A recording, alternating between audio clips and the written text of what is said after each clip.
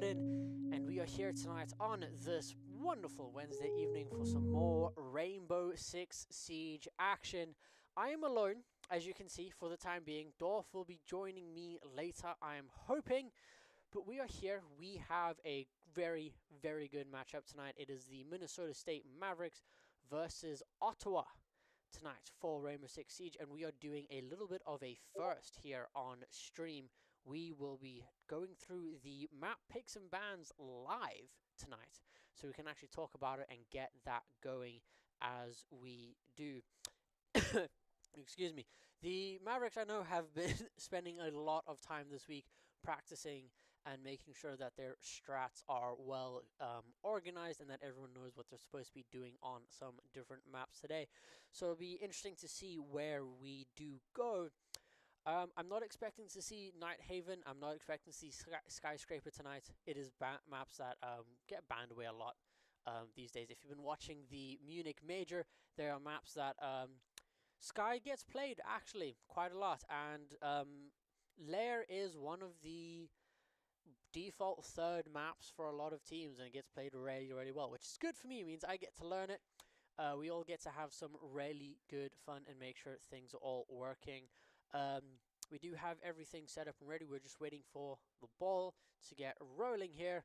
I mean, in the map pool, otherwise we have our classics: Bank, Border, Chalet, Clubhouse, Con, Cafe, and we do have a Night Haven Labs ban from the Mavericks, first and foremost. Nothing expected there from our team, to be honest. That's kind of how things go. It's not a map we want to play. It's not a map we know 100% well, so it's usually one that goes by the wayside in terms of bans here. It'll be interesting to see what University of Ottawa decides to pick for their first map tonight. Because that usually, I mean, if they ban Lair, they ban Lair. That's nothing too expected from me. If they've done their research, I'm expecting them to ban Clubhouse, because that was one of the maps that our Mavericks are extremely strong on, and it is a bit dangerous taking them there. It's a bit dangerous as it was to take Rogue back in the day, but they've banned Bank, which is another map that the Mavericks are very, very good on as well. Yeah, I think, if I'm being honest, the Mavericks want to see Chalet tonight. Um, it's a map I know that they've spent a lot of time this week making sure they've got their strats down and everything's looking good. There we go. We banned Lair. They are the newest maps in the map pool. They're not maps we play a hell of a lot. They are very confusing, and I am lost every single time I have to play them, ranked or unranked, if I'm being 100% honest. So it's not all too surprising to see those get banned away. It'll be, again, interesting to see what else University of Ottawa decides to ban away tonight. Maybe Border, maybe Sky. Border does get played a lot and is a map that people know really, really well. So it might be turned out as a comfort pick. Con is another map, even with the rework. And there's Clubhouse. There it goes. They've done their research, banning away two of our very, very strong maps here. I'm expecting either a Chalet or Cafe pick here from the Mavericks, if I'm being 100% honest. Actually, no, it's a Consulate pick. Wow, that catches me a little bit off guard. I'll be 100% honest there, but it is good to see that from the Mavericks. It is a very, very good map. I absolutely love playing it myself. I know they've got a lot of work in terms of strats and making sure that they are polished and clean and make sure that their Consulate looks as good as it does. Chalet pick there for the side of Ottawa. Not much as of a surprise. Ever since that map was brought back into the map pool a few years ago, it's been a bit of a crowd favorite. I personally love playing it. It's another one of those maps that has been played a lot, so everyone knows it really, really well. And we're just down to Border Cafe here for our deciders as Sky gets banned away from the Mavericks. Again, not unexpected from me talking to the team before we got into the match tonight. It's not a map that we've played all too much. And this is playoffs, actually, ladies and gentlemen. It is playoffs here. So it is about making sure that we are on our absolute best every single evening. Talking about playoffs, if you're on campus, if you're watching, if you have time, head down into the basement of Wissink Hall 121 here. We are having a bit of a watch party. Pizza, hopefully, will be arriving tonight as it is a border ban for Ottawa, and that is Cafe for our final decider. And the Mavericks pick attack first on Con, which I 100% agree with. Just in my own personal reaction, I love attack on Consulate first, and we get Chalet on defense first, which I think is pretty much what we want from the side of the Mavericks. That is very, very good.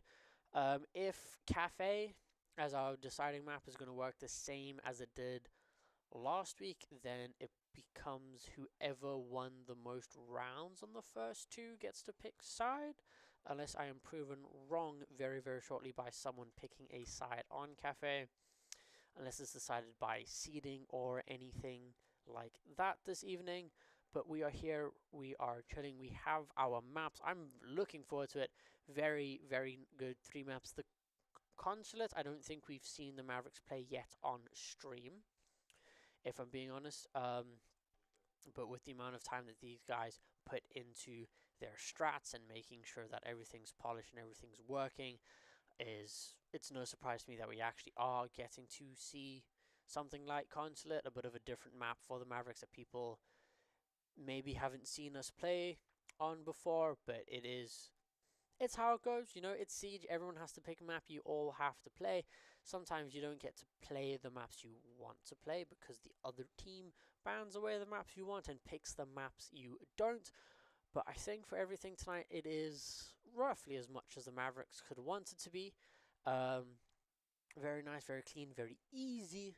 Well, maybe not easy. We'll see how Ottawa decides to come out tonight. But while we wait for our lobbies to get set up and everything to get going, we are going to cut to a quick commercial break, and we'll be back with Map 1 Consulate very shortly.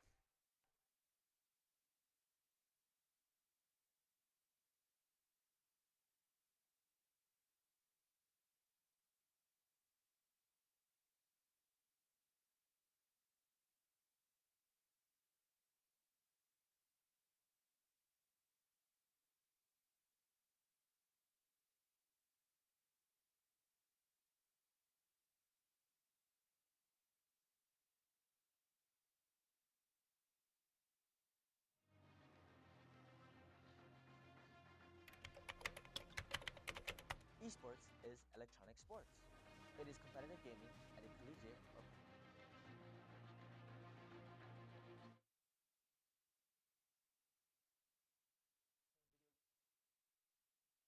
skill, teamwork, and dedication. Players specialize in games like Call of Duty, Super Smash Bros., Valorant, League of Legends, and so forth. Just like any athlete, they put in the hours of practice to compete at the highest level. And it's just not about playing, but there's a whole community behind it. Esports brings people together. Whether you're a player, a fan, or a content creator, it's a place for everyone. They open doors for careers like gaming, broadcasting, marketing, and even analytics. So if you want to get into esports, here's my advice to you. It is as simple as getting involved. Join a team, start streaming, or just come by and hang out. Esports is going fast, and our program, Maverick Esports, is leading the way. This is more than just gaming, it's esports, and it's here to stay.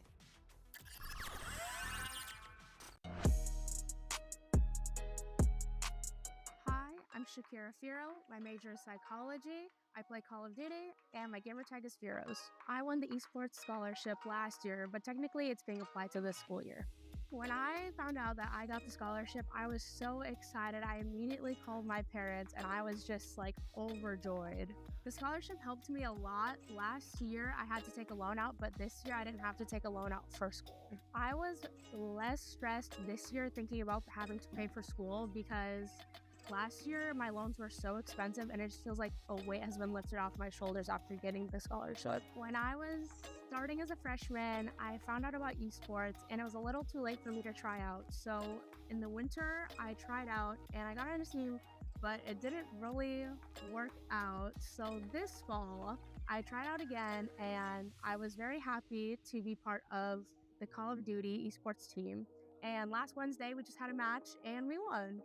If you want to apply for the $2,000 esports scholarship, all you have to do is be a freshman and be part of a varsity team. And you can apply for the scholarship February 2025. We are Maverick Esports.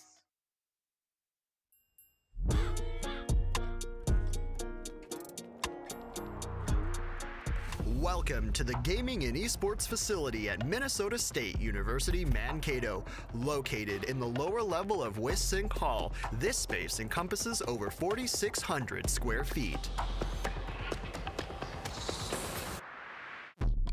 The equipment here is cutting edge, featuring PCs with top-of-the-line AMD CPUs and NVIDIA GPUs, Logitech Pro peripherals, and Zowie monitors. This space supports everything from varsity esports and LAN events to casual gaming and student-run clubs.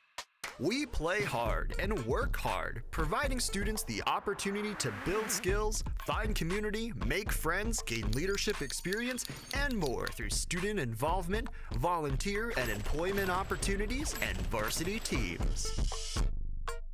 At the heart of our facility is the Gaming and Esports Lounge. This ultimate hangout space is open to all students and has tons of comfortable and flexible seating options. Students gather here to collaborate, study, game, and relax. It serves as an event space and a hub for student-run clubs to meet. Next to the lounge is the open play area. This space is available for all Minnesota State Mankato students to game at no cost, equipped with PCs capable of supporting all the latest games.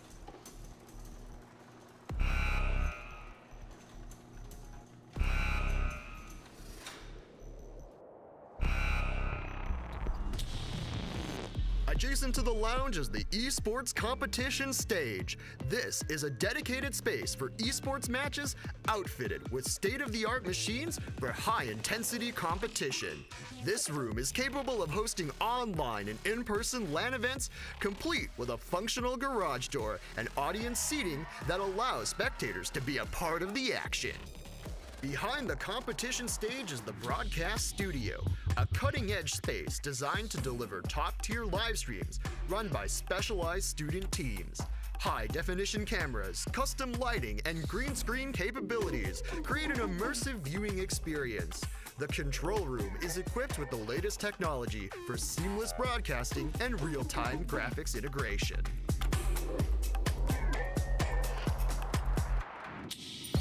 The final area in our space is the Varsity Esports Training Facility. This is an exclusive for varsity teams and coaches to practice, train, and review VODs between matches. It features the same high-quality machines and peripherals as the competition stage, ensuring the best experience for players.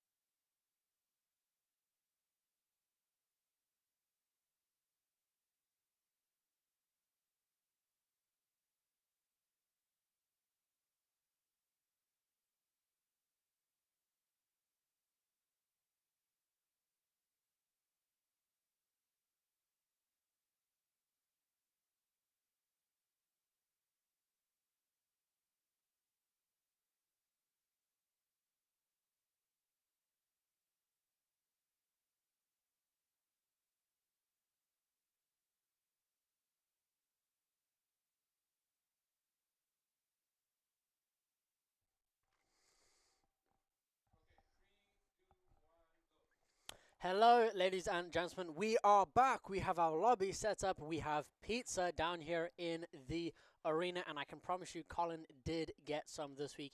He is outside very, very much enjoying it. We also have some fresh, nice, ice-cold Rockstar Energies provided to us by our beautiful, beautiful sponsor, Gillette Pepsi, keeping us hydrated and caffeinated all the way throughout campus, no matter what your preference is. As we load here into map 1, we want a nice, crisp can opening there of the Rockstar. I've got an Orangeade with me tonight. I don't want to have too much caffeine. I still want to be able to go to bed as we load in for our bans. And I'm absolutely expecting Mira to get banned. I'm expecting Kaid bans here. I want to see... We might see an Ace or a Thermite ban. Otherwise, I'm not exactly sure. Blackbeard. Okay. That is an interesting ban from Ottawa, if I'm being honest. over there. But I mean, the mirror ban, nothing expected. It's something we expect to see a lot. She is extremely powerful at the moment. It's just the way it is. And there's Kaid, and Ram actually makes a lot of sense when you go to the lower floor bomb site. She can just open up absolutely everything, and you have to run and hide because there's nothing really that you can do with the verticals. To be honest, you can try and fight back, but unless you've got an extremely good shot, that's probably not going to happen. As we go to our top floor office here for the side of Ottawa, as they have brought in a clash, which I'm very surprised to see, if I'm being honest. I wasn't expecting to see a clash, at the very least, this early on in the game. She is extremely powerful. She can be really oppressive. You do have a lot of open space on this top floor that the clash is really good at holding and making sure that people are just being blocked and 10 seconds left. just to be annoying, making sure she's shocking you, slowing you down so her teammates can pick you off. They do have the Wamai and the Solus Attackers are heading and out to a defuse bomb. Valkyrie with her cameras to make sure that they are getting as much information as possible. From the Mavericks though, nothing too crazy. Show swapping onto, well, taking the Ash this time is a little bit interesting. He's usually on the gridlock that you would see Palmy seeing today. Drop on his usual hard breach, and we do have Legacy on his Zofia. Hank the tank deciding to take Grim, trying to use those bee swarms to lock down any roams. As we have Show here just pestering on the outside front windows here, just trying to peek in and see if anyone's trying to play some cheeky angles as they extend out into the first floor of the map. You do have that Solus roaming downstairs in electrical, just trying to be a nuisance, come out late for a nitrocell on the floor probably, just to make sure that the Mavericks are annoying. The Mavericks can't get their plant down. They do have the Mute, who's an extremely oppressive operator. These days he's really strong. He is someone I very much like playing myself. It's great to see him get brought out here, as long as the Mavericks can do as well. As I say that, Hank is actually the first to go down there to Toga from the side of Ottawa. Just getting in there, unable to make any use of it. Unable to make use now of the bee swarms as well, so that'll be a lot of information lost for the Mavericks, as you saw Palmy there with his spikes on the main stairwell as they drop in here through the admin office, as we just get the gridlock down and make sure that we are getting rotates blocked off. They see that clash is sitting there annoyingly, runs away, unable to get the shots to the back of that clash as she runs out. As you do see Legacy go down there to Toga as well on this Ramai. 2 kills, having a massive impact for his team here. It's now just up to Show, Drop, and Palmy to see what they can do. As we do have Palmy here trying to get through admin office, as the Solus on Passy goes down there as Drop gets taken out, as Palmy, sorry, gets taken out there trying to push in through admin. Drop just trying to sneak through. It is all up to him here in this 1v3. A little unsure where everyone is, and Drop falls as Ottawa wins the first round. Very well played there from the side of Ottawa for that first round. The Mavericks had some slight chances there, but they were shut down quite quickly from the side of Ottawa. It'll be interesting to see what the Mavericks do to adapt here as we go down into cafeteria and garage. A bomb site that used to be very hard to defend onto, to be honest, and what was one of the bomb sites I would say is the most heavily utility expended bomb sites, because there was so much you had to do to get it going. You had to get that main breach open. You wanted your vertical lines. You needed someone to come down those spiral stairs on the back, towards the back end of site, to try and lock down anyone else. Now there's even more you have to do with the way the map has been restructured, but the defenders have a little bit more chance here of being able to throw out nitro cells there through the main breach. You see that hole opened up there by the Zami. He's also a very, very powerful operator on this site with those keeper barriers, just locking down lines of sight and making sure things are a little bit annoying to get onto, that you have some extra safety in terms of your peeking round. We do have Show bringing around his Capital this time, someone he plays a lot and something that's really useful. Those smokes and the fire crossbow bolts, just making sure that you get some area denial and get to flush out some of the defenders, and hopefully bringing in EMPs if they want to go down for that main breach, as Hank decides to entry up here into office, catering office here, as you do need to clear out some roamers.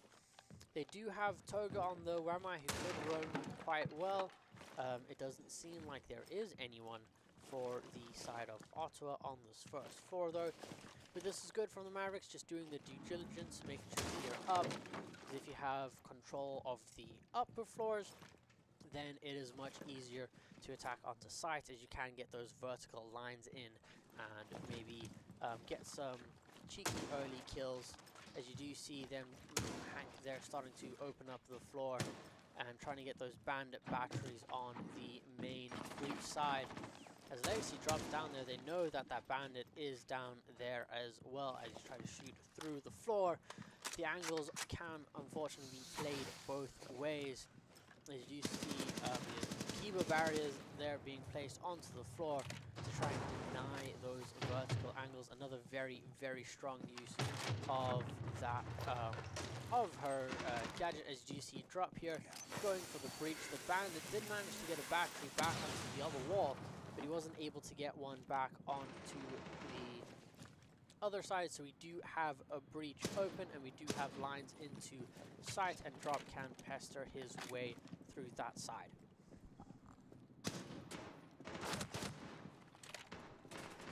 Palmy though falling unfortunately to Yoriwaru on the Azami there from Ottawa. That's a bit unfortunate.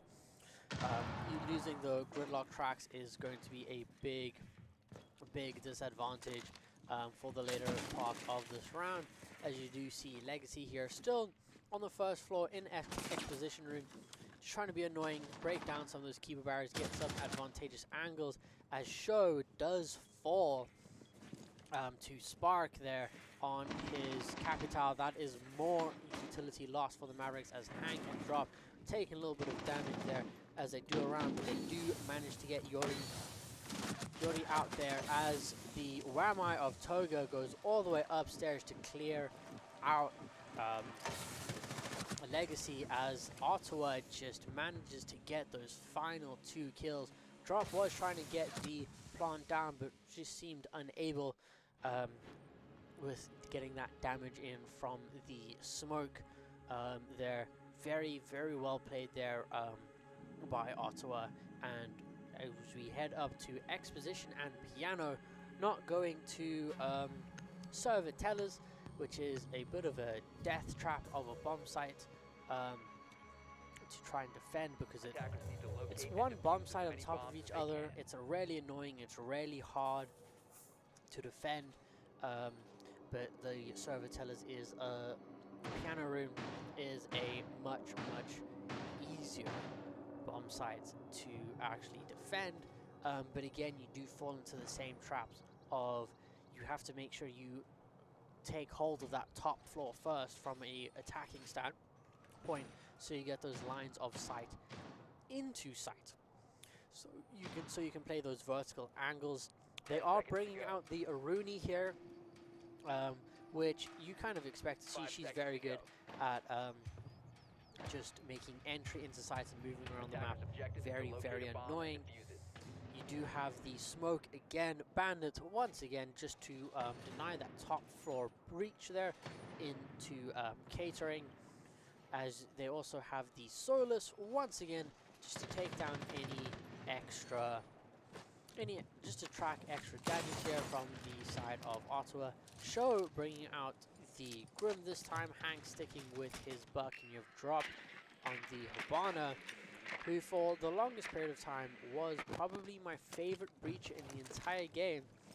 They did see that Wamai just sitting there, trying to be a little bit cheeky here on the top floor as the Mavericks move towards getting this breach open here into catering.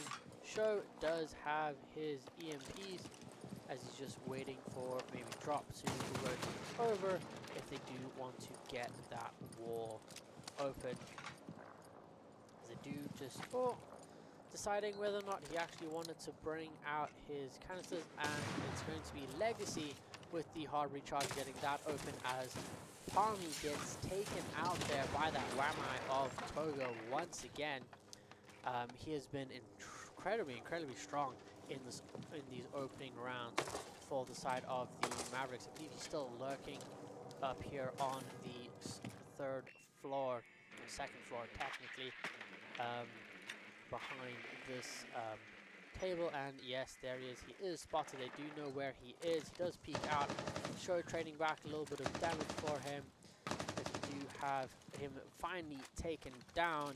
Well played by Show as Pessy gets taken out as well in a 3v4 for the Mavericks. They have the advantage this time. They hopefully will be able to win the site, playing the vertical angles and trying to be as annoying as possible. You do have Spark downstairs on that bandit, just being really annoying. Hank now putting that buck to work, getting the vertical angles open. As we'll see what the Mavericks decide to do for the rest of this round. They have 40 seconds left. They have a lot of time to work with, but they do have a smoke, and well done by Legacy, sneaking down the stairs, catching that bandit unawares. Now trying to peek around this corner at that smoke.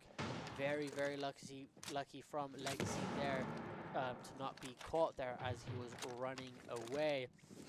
Now running into a shotgun is very dangerous. He has a much better chance in putting some damage onto you as he throws out his gas canisters. Last 10 seconds of the round, gas canisters are being wasted on Legacy there as Show dropping in to get that diffuser down. And we did have drop there trading pretty much with the Aruni there. Very well done from him to get that. They do manage to pick the Aruni up for a 3v2 situation. Legacy is extremely low. Show has taken some damage, but that Aruni, one bullet so much as gets anywhere near her and she might just fall. And there it is. As you do have that smoke coming down, and Legacy shuts him down as he tries to rotate through. A very good third round win from the Mavericks as we restart our rotations. But first we have our third and final phase of bans here, and we'd like to see what the Mavericks bring out. They might ban the bandits here. The smoke has been really annoying. The Wamai even. There's a lot of very good options on the table. I'm expecting maybe a breach ban or a buck ban, something like that from the side of Ottawa. Clash and Grim. I was wrong completely, ladies and gentlemen. The Grim makes very good sense. He can be extremely annoying. Those bee swarms are very good at finding people and making sure that you're just able to keep track of them. The Clash, she's very annoying as well, especially on that top floor.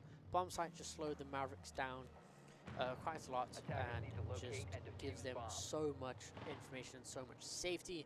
We do have Hank though bringing out the Blitz, an operator he plays extremely well. I'm hoping he sticks on it just so we can see a little bit of shenanigans here from Hank.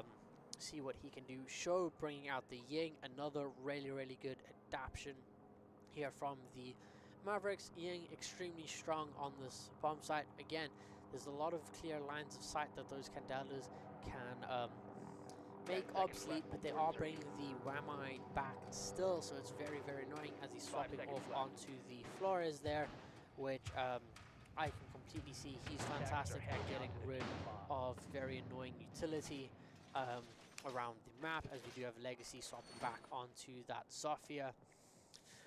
Otherwise, pretty much standard here from the side of Ottawa. They bring the Aruni instead of the Solus this time. and because Yori has had his Clash banned away, he is deciding to bring the Valkyrie, another very good operator at just providing a lot of information for the team. Hank here just pestering outside admin just to make sure there's someone to watch him so he can drone in and make sure it is safe before trying to enter. They do have a player lurking behind the bandits wall there. I believe that is the bandit himself, sitting there with a nitrocell primed and ready to shut out, whiffing it completely and wholly as no one was by the window, as Hank very quickly got out of there. You have Palmy has taken a bit of damage there from someone, as Hank is just trying to spray through that wall and see if anyone is still indeed inside.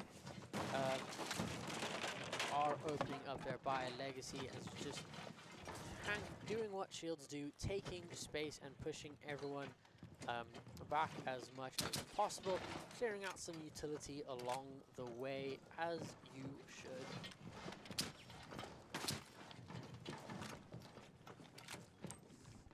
Casting solo is very thirsty work, ladies and gentlemen.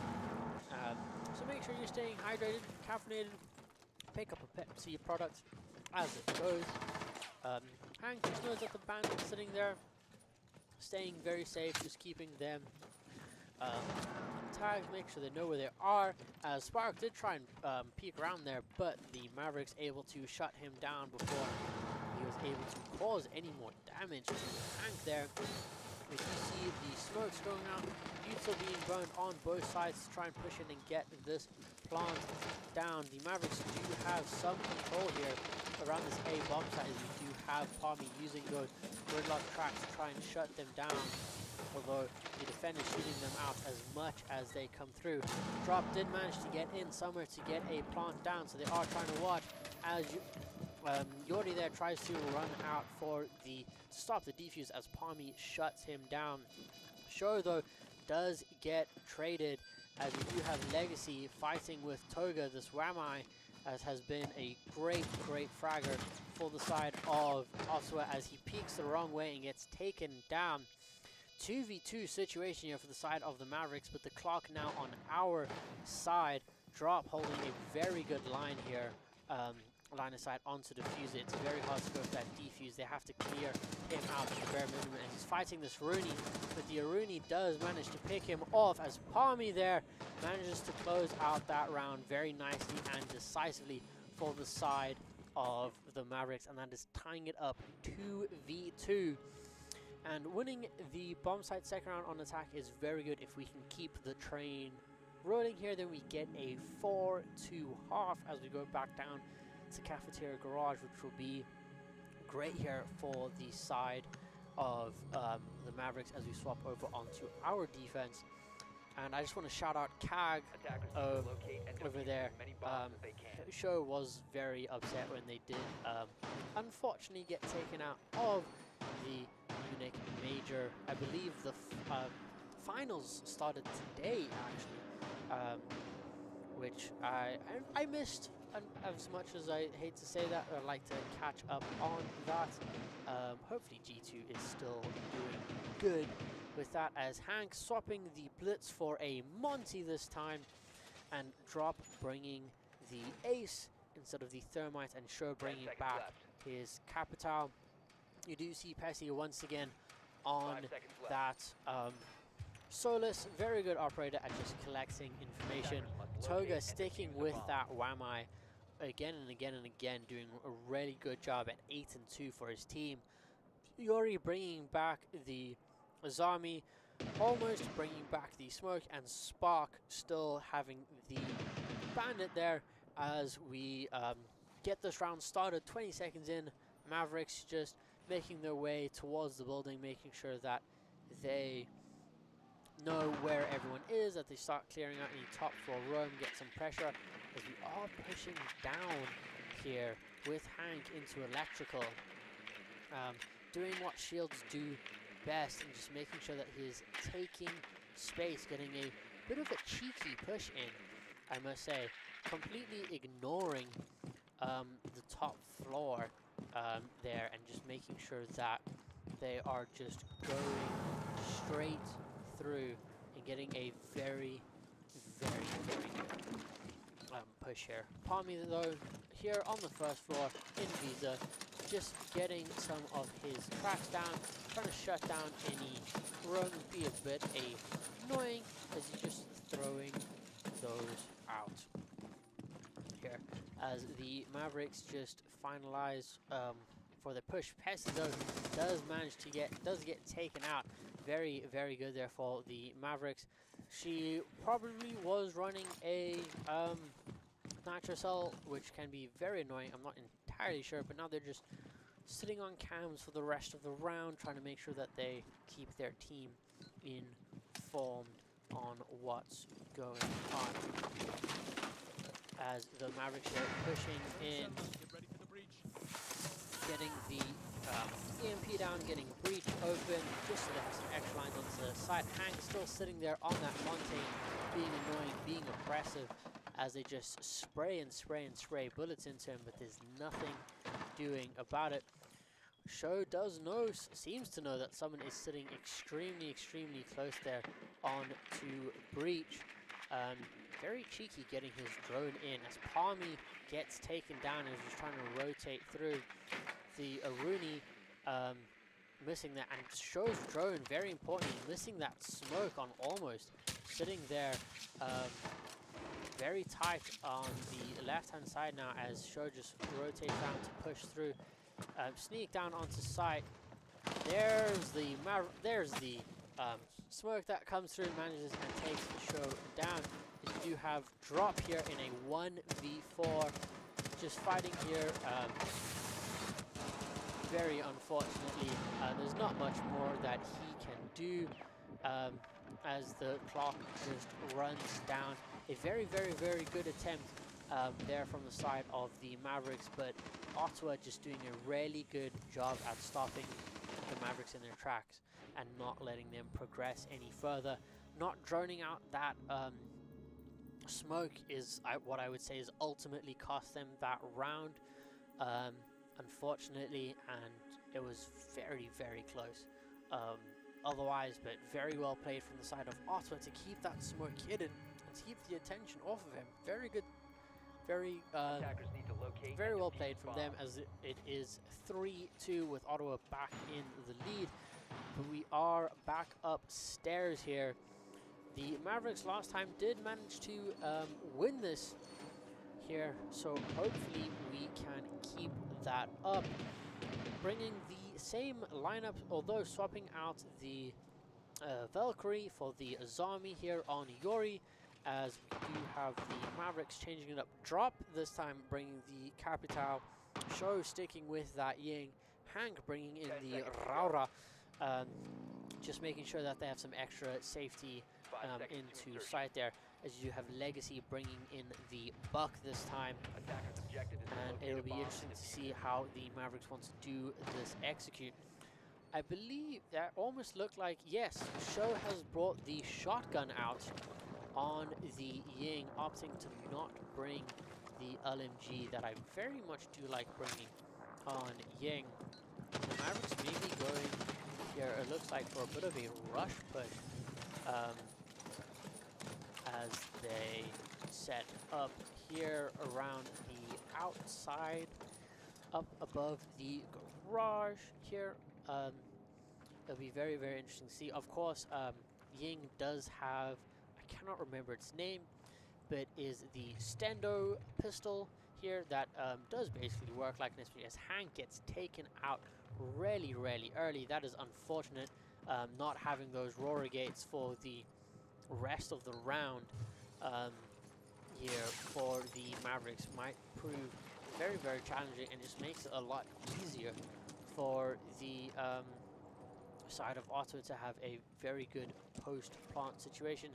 You do have almost on that smoke, on that mute this time, sitting again round a corner, lurking with a shotgun, ready to do a lot of damage, as we do wait and see what the Mavericks want to do. Legacy downstairs here, opening up the floor, trying to create some really annoying vertical angles, try and see if he can pick anyone off as it goes.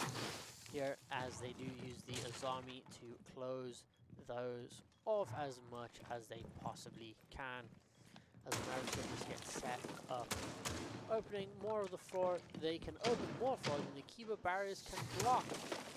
So it's just about the Mavericks making sure that they have the line of sight that they need. A very, very different push from what they did last time. To be honest, using those vertical angles from down below to get as advantageous a position as you can. As you do have Sho sitting out here, throwing in those smokes, as you do have the Ying coming in to Sho throwing out the Candela's drop, throwing in the smokes, as they do have the C4 thrown in there to kill Sho on the diffuser. A very good attempt from the side of the Mavericks, as Toga does jump out there to get drop on the repel. And now sitting here looking at Legacy and Palmy as he tries to get away, runs downstairs in fact, and might just live.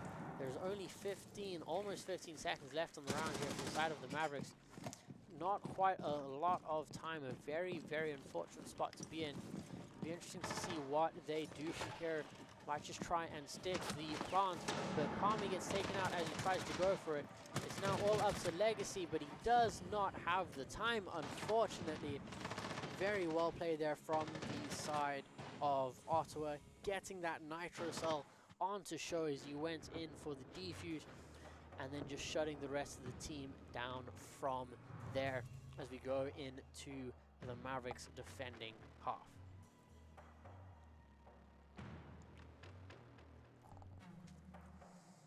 Bans here, I'm expecting to see a lot of similarity from the first round. The Blackbeard ban from the side of Ottawa was a bit confusing at first. A Valkyrie ban from Ottawa this time, which I can kind of get behind. The Ram from the Mavericks is nothing new. We spoke about it. For the side of Ottawa, she is very annoying and is very good at opening up those floors and getting the vertical lines through. I want to see, well, I don't want to see Kaid from Ottawa, but I'm probably going to see, no! They ban Mira and the Mavericks ban the Blitz there. So Kaid is available at the moment when we go downstairs to keep those hatches reinforced if you want to play that way. And also just as an extra little bit of entry denial, something that we can have though from the Mavericks, as finally the man, the myth, the legend, Dorf, ladies and gentlemen, is joining me on the desk tonight. He is getting himself set up. We have had, I must tell you, you've missed a lot. We're 4-2. We're down by 2 rounds. Ottawa's played really, really well. There's been some Boy, clutch. have they. There's been some clutch moments on each side. Toga sitting at 10-2 has done a massive amount for his team in just getting. That puts a whole new meaning to Toga party right now. Yeah. Holy shnikes. He's done really, really good here. But this is a bit of a defensive heavy map, if I'm being honest. So a 4-2 half for the Mavericks is really, really good. Oh, you take those in a defensive map, 100%. I mean, we could have had it 3-3, but they had a very clutch Nitro Cell onto Sho in the last round of their defense, and they. And really, you can't be upset about that.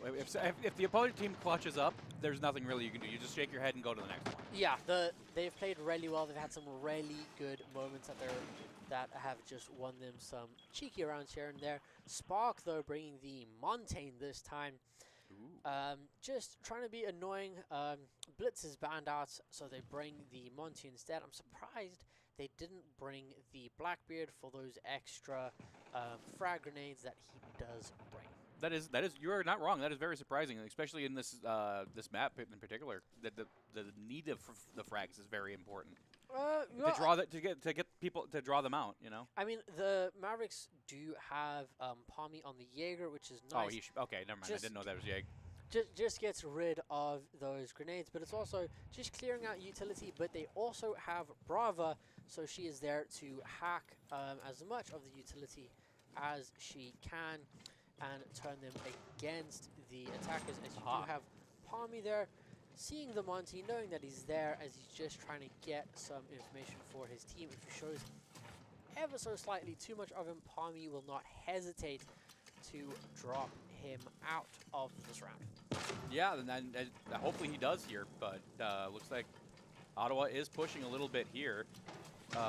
There is another operator with the shield man over there, so I think they're going to be looking to team up to take Palmy out of the section over here. Yeah, Yori there on the Zofia, playing with the Monty as you do, just making sure that he can get pressure while you sneak in behind for kills. As Palmy there manages to get some really good damage there, as Sho uses the Chonka Thumika grenades, Shumiko grenades, to get some fire down and push that Monty out. Very good grenades to push him all the way Fabulous back there. teamwork here as Hank the Tank gets taken down a little bit. Oh, and Sho.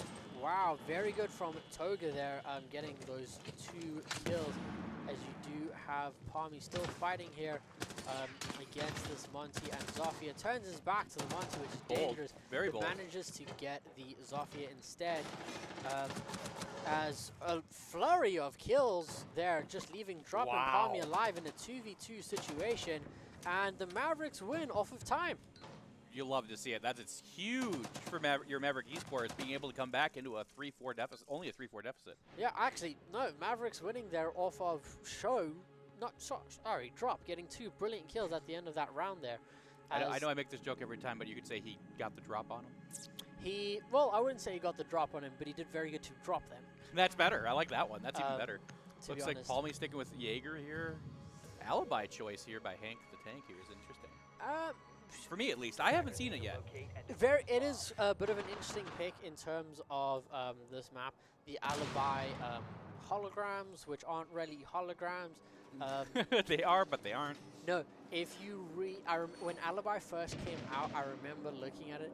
In her lore, there's a Russian Badger video on this. Of course there's a Russian Badger video. There's always a Russian Badger video for this. It's Rainbow Six Siege and Russian Badger. What else do you expect? And he was complaining about it. Shout out to Russian Badger. Shout out to Russian Badger here. That they're not holograms, but they get called holograms over and over and over again. It's really funny to see. But they do provide a lot of information here, and if you're not careful, might be the reason why you die. But Pese here is bringing out the Dope Ethos Logic Bomb, phone calls being very, very annoying at finding where the defenders are. See, this is why you don't bring your personal cell phone to work. As we do also have Yori bringing in the Fuse, looking to rain down explosive puck destruction on Mavericks' heads. Yeah, hopefully not. Hopefully not. It'll be very sad. Hopefully not. But hey, Ottawa's was up 4-2 when I came in for a reason. This Ottawa team really came to play today. I mean, this is playoffs, so to make it to playoffs, you have to be really, really good. As you do have Hank here looking for some cheeky kills, as Spark does get dropped there. Very big kill for the side of the Mavericks. That Thermite not being able to open that breach. They even brought a Thatcher to deal with that breach. So you losing a lot of space and having to very much narrow down the push of Ottawa here. Yeah, I mean, you got to... so my knowledge in this game isn't the strongest, so I can't really give you smart commentary. I can just be cheeky a little bit. But from my understanding of the game, that is... counter-picking is very important, especially for counter-picking operators against each other. Well, it's read and react. It's kind of like shooting chess, has been my notice. Not really. It's more so just what works well together, what works well against other also, things. It's cooking. Yeah, kind of like cooking. As Palmy there, very cheeky angle to get that kill onto Toga, as that logic bomb does ring out, and the Mavericks just retreat onto site. But they do have that safety of main breach being open, but there is still the danger of a Fuse who can cause so much damage. As you do hear the charges start raining out and just blowing up way too much stuff. Oh, excuse me. Sorry, your old man finally got some pizza, so the indigestion is starting to kick in. Because again, I'm old. But we're on board with Legacy, taking a look around with his camera here. Is he trying to spot people coming in with this, or is he like marking points of concerned. Well, he was marking where the fuse charge was in that regard, just so people know where it's raining down from. As you do, yeah, that is Dokubi's really annoying little phone call as she hacks your phone. Almost Diamond though getting dropped by Show, losing that Thatcher just makes it again even harder because now they don't have their anti-breach denial. Yeah, and without that, Breach is going to run havoc here. I mean, this is not Valorant, so there is no breach. As a flawless round from the Mavericks, just picking off the last two players as they try to run in there. Very, very. I think they actually no, they brought the fuse because he has a shield on him. Not. Well, you got to try something. Yeah. As you said, this is a very defender map. It's a defender map, and shields and DMRs are meta at the moment. So if you have shields and you have DMRs, then you are looking good. But I only see one on the map at the moment, and that is Pese on the Dokubi. When the drop is bringing up the TCSG. Totally shot that dude. Kind of gun. That's pretty much what it is. Totally shoot guys. Yes, that's my modus operandi in this game, is just shoot and hope I hit something. Yeah, totally can shoot guys. I believe is what is the meme that people have for that gun.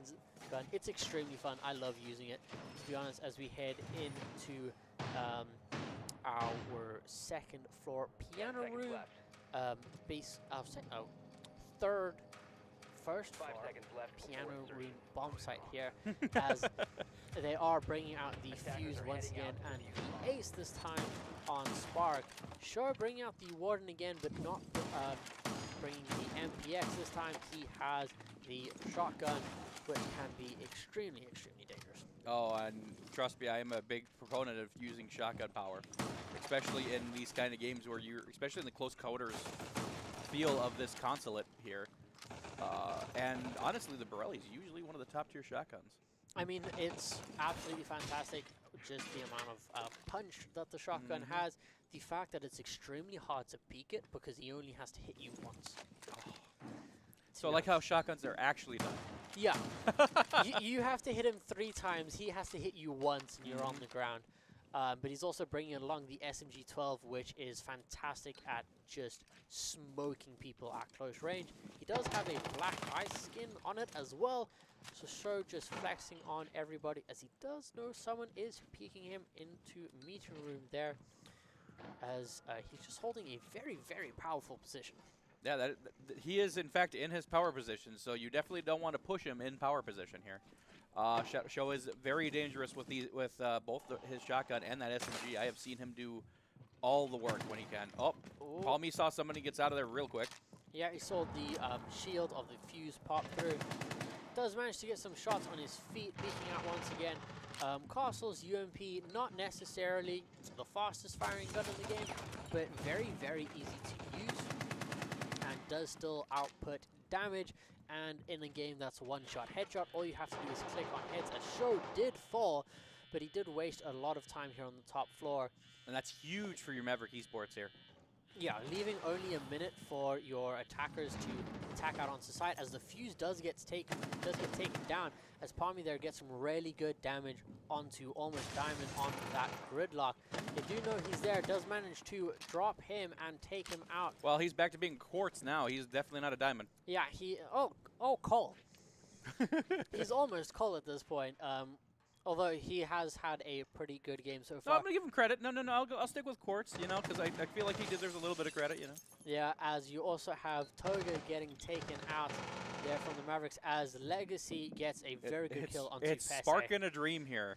Spark in a Dream in a 1v4 on an ace. He does have an AK, and it is one of my favorite guns in the game at the moment, but it is looking dire straits for him. Yeah, and it's in a 4v1 matchup, it is not what you want to be in, indeed. Unfortunately, Show got picked off there, I think, from off camera, so hopefully we can, not hopefully, we're going to clutch this. This is the Mavericks all the way here. I mean, there's 5 seconds left on Yep, the round, and then they it doesn't even matter. Legacy taking him out there on the Goyer, just really, really well played there. The side of Ottawa didn't even get onto site. Nope, they didn't. They saw it. They only knew of it. Yeah, they knew where sight was. They didn't get any closer. All right, and your Mavericks are up 5-4 here. Yeah, that's huge. Bringing it back. We only need 2 more rounds to close it out as we go into this third and final phase of bans. Bring it around. Okay, I'm sorry. My ADHD kind of kicked in there for a second. Kicking in there. As we're looking here on the scoreboard here, yeah, Toga is doing a lot of good work here for the Ottawa Garnets here. Yes, but it's only Toga is the important thing that I want to bring up at that. He is doing everything. There's Dorf in his beautifulness, beautiful boldness, joining me on the desk with a very cool Godzilla. Well, I got to advertise my boy right here. Look at this guy right here. Look at him. You know what? Here. This is gonna be even better because we can segue into this. Follow us for GPCs. Our Gillette Pepsi is making sure that we're here, caffeinated, hydrated, ready to go. What? It looks like Kiwi had something to say here. Rocket League is on their Game 7. They have their first playoff game of NECC at the moment. As we also have our CS team, our CS Counter-Strike team playing their first round of playoffs against. Oh, they got it going. Illinois Institute of Technology.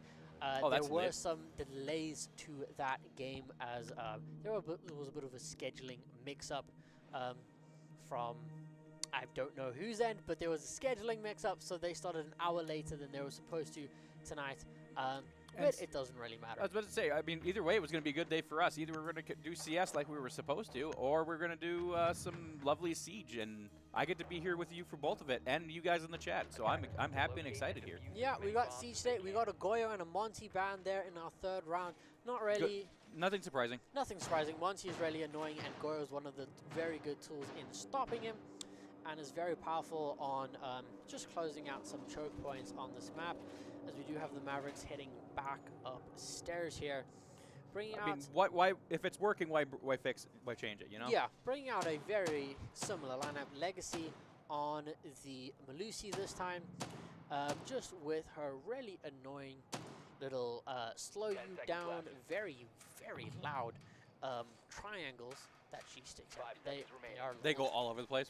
Well, is it like kind of like glitter where it just gets all over the place and you really don't like it there? No, not really. It's more like glue that just gets stuck on like the joints of your finger, and you're rarely aware that it's there, but you can't get it off. No matter how much you're trying to get it out, like erase it from your finger, yeah. Yeah. Show is bringing out the MPX this time on the Warden. Once again, a gun I don't actually play at all. To be honest. Oh, how dare you! I don't use the MPX with anything. I love me some MP work. At least I'm OG. All right. So like whenever somebody says MP, I think back to MP5 on the old when playing on any of the Modern Warfares, and I just remember the terror of having to match up with that. I mean, Legacy's got an MP5. Yeah, that makes me happy. That makes me very happy. It is a very strong gun in this game. There's a breach coming in. Yeah, Spark managing to actually use his thermite charges this time, as you do have Hank with a shotgun with the black eyes, looking to challenge Breach here on that with that shotgun, looking to get some really good damage. He does have a nitro cell that he can throw in over the top through those walls. He knows that there's people at least over there, as we are almost a minute and a half into this round, and he saw the shadow. Yeah, he saw the shadow as Ottawa just pokes and prods at this bomb site, takes out the nitro cell, just waits a little bit, moves back so he can get the right angle. I've died to this before in a ranked match, and I was really annoyed because like, how the hell did I die?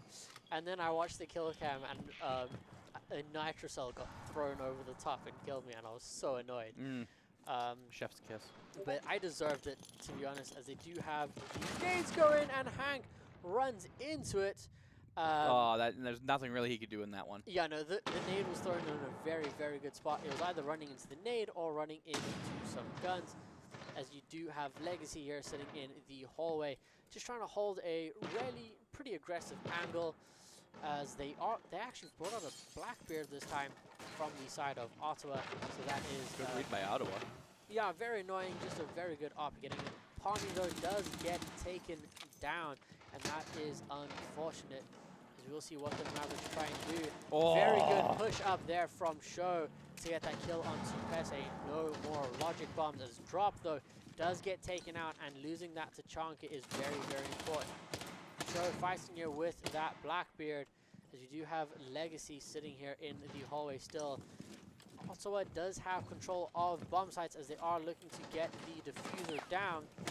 Show trying to play some foot angles here. Oh, he sees one as he opens up onto side there. They do manage to get the diffuser down. Show getting some damage out onto the side of Ottawa, hiding behind this big conference table. Legacy pushing in, unfortunately falling as Ottawa win the round. Ottawa figured it out. It looked like so they were able to do what they needed to do and take out your Minnesota State Mavericks, and it's 5-5. And we just got this indication from Kiwi, the man, the myth, legend himself. Our Rocket League team has taken the win in Game 7. Yeah, they've managed to progress through playoffs, and hopefully, actually, I think we'll have CS on stream next week because we were supposed to have them on stream today. I mean, you kind of need to give them the apology stream. You know what I mean? Yeah, they deserve one. They're a really good team. They play really, really well. It's great to see them as we do head back. I mean, downstairs. to me, they're either the second or third best varsity team we have overall, in my opinion. So you might just be right on maybe that. third. Maybe I think third. Now that I say third sounds right. Third sounds about right because we do have our Siege team here as well. Yeah, I mean, honestly, the Siege team is putting in that work right now, and it is 5-5, unfortunately, but we love a good close matchup here in the booth. Yeah, it's very good to see as Show is bringing out the Turbo this time, running the DMR on him and just making sure that they have a little bit extra breach now as Drop has his Kaid once again. Pese bringing in 0. Captain Price is on the scene, ladies and gentlemen. We'll see if they can get any use out of him today, as we do have the fuse once again from Yori Warui, I think. My Japanese is horrendous. So right here? Yeah. Yori Warui. Yep. Warui. That sounds about right. Yori Warui. I can kind of say it, but it's just like it sounds like I'm being rude about it. Yeah, it's a weird name to say. You do have Hank back on the top floor, back on this alibi, roaming around being I thought you were annoying. just speaking Japanese because it was cool, but no, there is a player on this Ottawa team with that amazing name, honestly. I don't speak enough Japanese to sound cool, to be honest. I can only say enough to impress the Japanese international transfer students that we get on campus. Well, because they always assume that we don't know other languages because that is an American stereotype. While you're not American, you can pass for one. Well, they expect us to all watch anime dubbed. I mean, I do, but that's because I am a Cowboy Bebop fan, and that is inarguably the best one. So shout out to Steve Blum. Well, for English dubbing. Yeah, for English dubbing, Cowboy Bebop is absolutely. It is a great anime. As full well. Stop. Mm-hmm. Really, really well played. As you do have Drop trying to get a cheeky that nitro would cell be there. sweet. Unable to find anyone though, as we do have very late into the round. I'll be honest, all 5 members still alive. As you do have that fuse throwing in his throwing down the cluster mines, just being extremely annoying. Sure, Present out that nitro cell. I believe it got shot out. I think it did. As it went through, so very well played there from the side of Ottawa, as you still have Hank here lurking back up round, trying to find this fuse. He's behind the piano, planting the charge. He does have a shield on him. Hank does manage to get a good amount of damage. Fuse does have the PMM, which is a very, very annoying pistol. Oh, and he gets flanked from behind. It's Hank. Yeah, taken out from the white, yellow stairs, I believe that is, there by Toga, as you do have Show falling as well. Oh, this is just continuing Hank's, I wouldn't say just bad day in the office right now. Yeah, but Legacy there with a bit of a long angle into that breach. was gorgeous. Beautiful, beautiful kill. 2v2 here from the side of Ottawa, but it's still very, very doable here for the Mavericks. It's 2v4. 2v4, yeah. You said 2v2, my brother. It is 2v4. I mean, to be fair, 4 is a... no, it's 2v3. Oh, it's 2v2. Now you got it. Now you're right. Look at that. 2v1. Oh my goodness gracious. Fighting back for this round. Here we are arguing semantics, and this team is clutching it in as we take the next round 11. It's map point, isn't it? Yeah, that is. Wow. That is match point there for the Mavericks. That is very, very well played. Palmy and Legacy doing everything in their power to keep that game in the hands of the Mavericks, sitting on 11 and 12 kills respectively now. They are doing as much as they possibly can as we head back up to console, office, and meeting room for potentially the final bomb site of map 1, ladies and gentlemen. And that'd be huge for Minnesota State to be able to come out of this with a 7-5 victory. A 7-5 would be huge as we go to Chalet for our next map. Is that their choice or our choice? That was their choice, but it is a map we are extremely, extremely strong on, and we get to start defense. Oh, that's huge. And I can tell you this, yesterday, when we had our Marvel Rival stream going, the Mavericks were here in the facility. Not yesterday, it was Monday. Rivals was Tuesday. Yeah, but on Monday, they were here during Valorant doing Chalet map strats.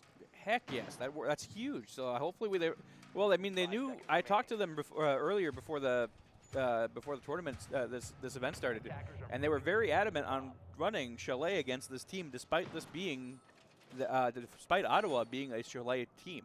Yeah. So I know that because they were talking about maybe banning Chalet, but they didn't. So They banned Lair, Nighthaven Labs, and Skyscraper, which are our 3 weakest maps at the moment. But I haven't even seen Skyscraper. That's how that bad our Mavericks are at that. Yeah, I mean, it's a really weird map. It's a map that you either know or you don't know. You can either play it or you can't play it. It's not like a lot of the other maps where you can kind of get around if you're good at the game, because of just how complicated the new maps are. But we do have a pretty standard set of operators on each side. There's no Monty this time, obviously, to push Palmy out of this position. They cannot go full Monty. You love to see it. In the console side room, we are bringing the castle back on drop.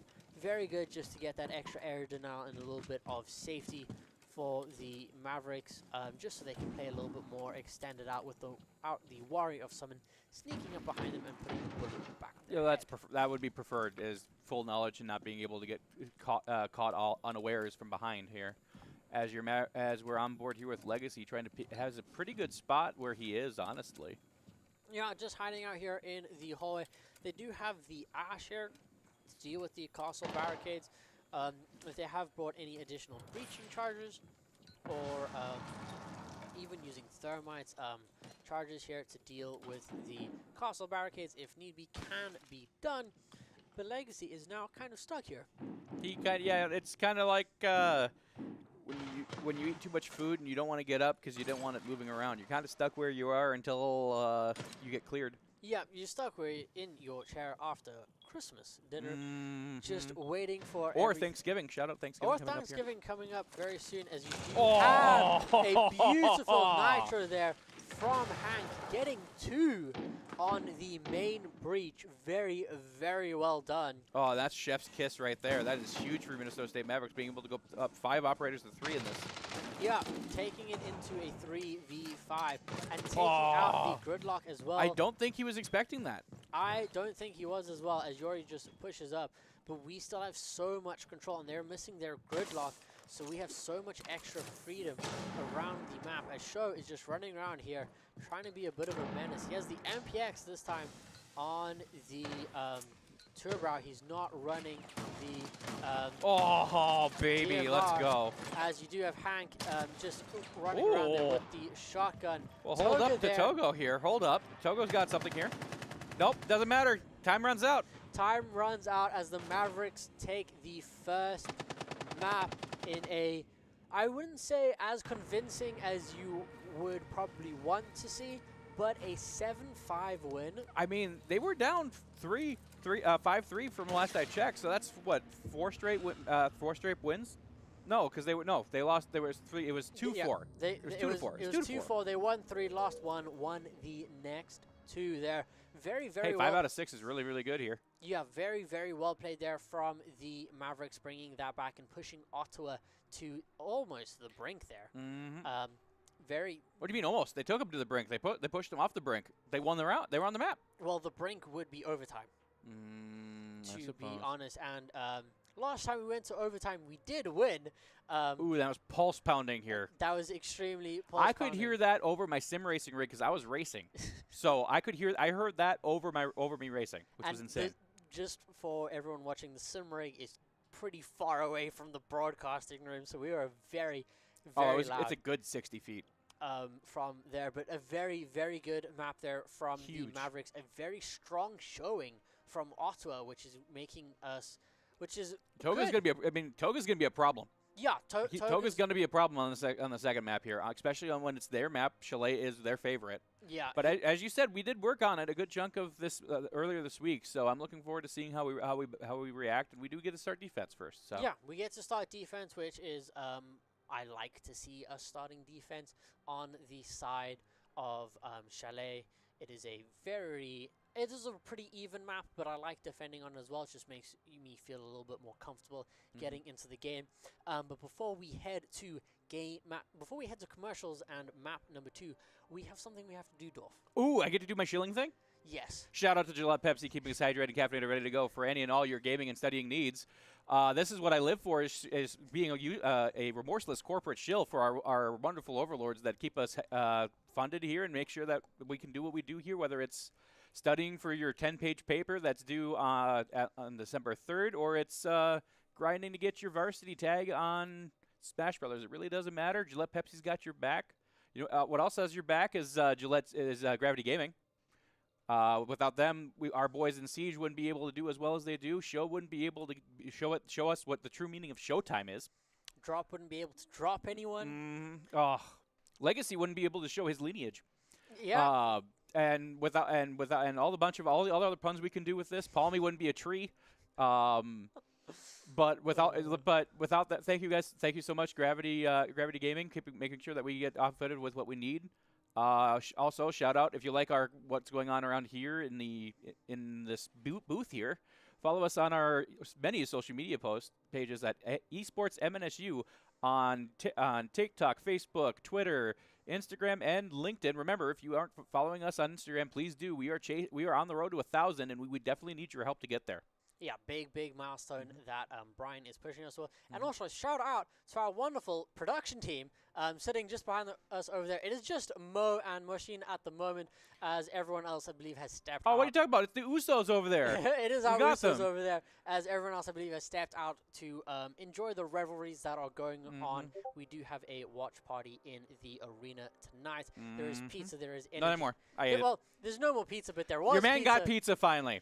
I have got redemption. There will still be energy drinks if you do want to come down and watch this game live. Because it's sure to be a good one.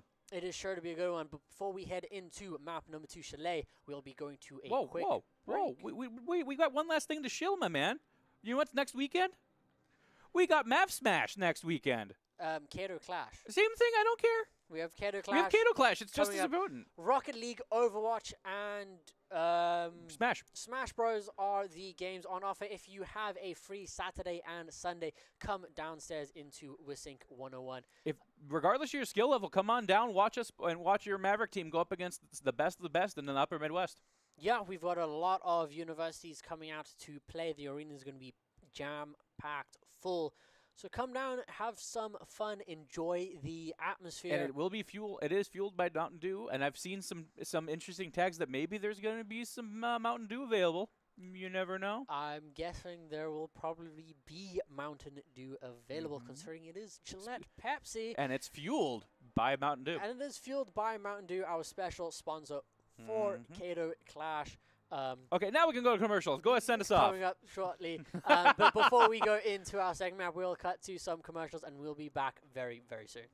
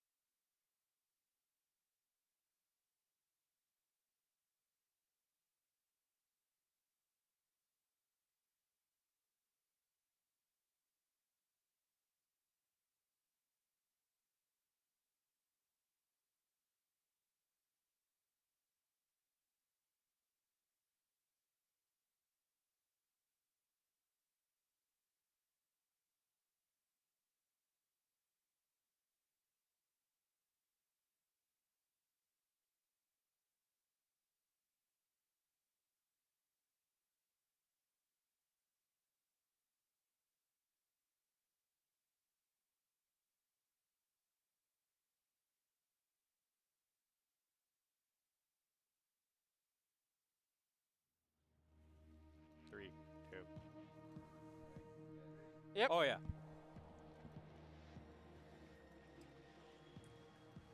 Hey, look at that! He spilled and we're back.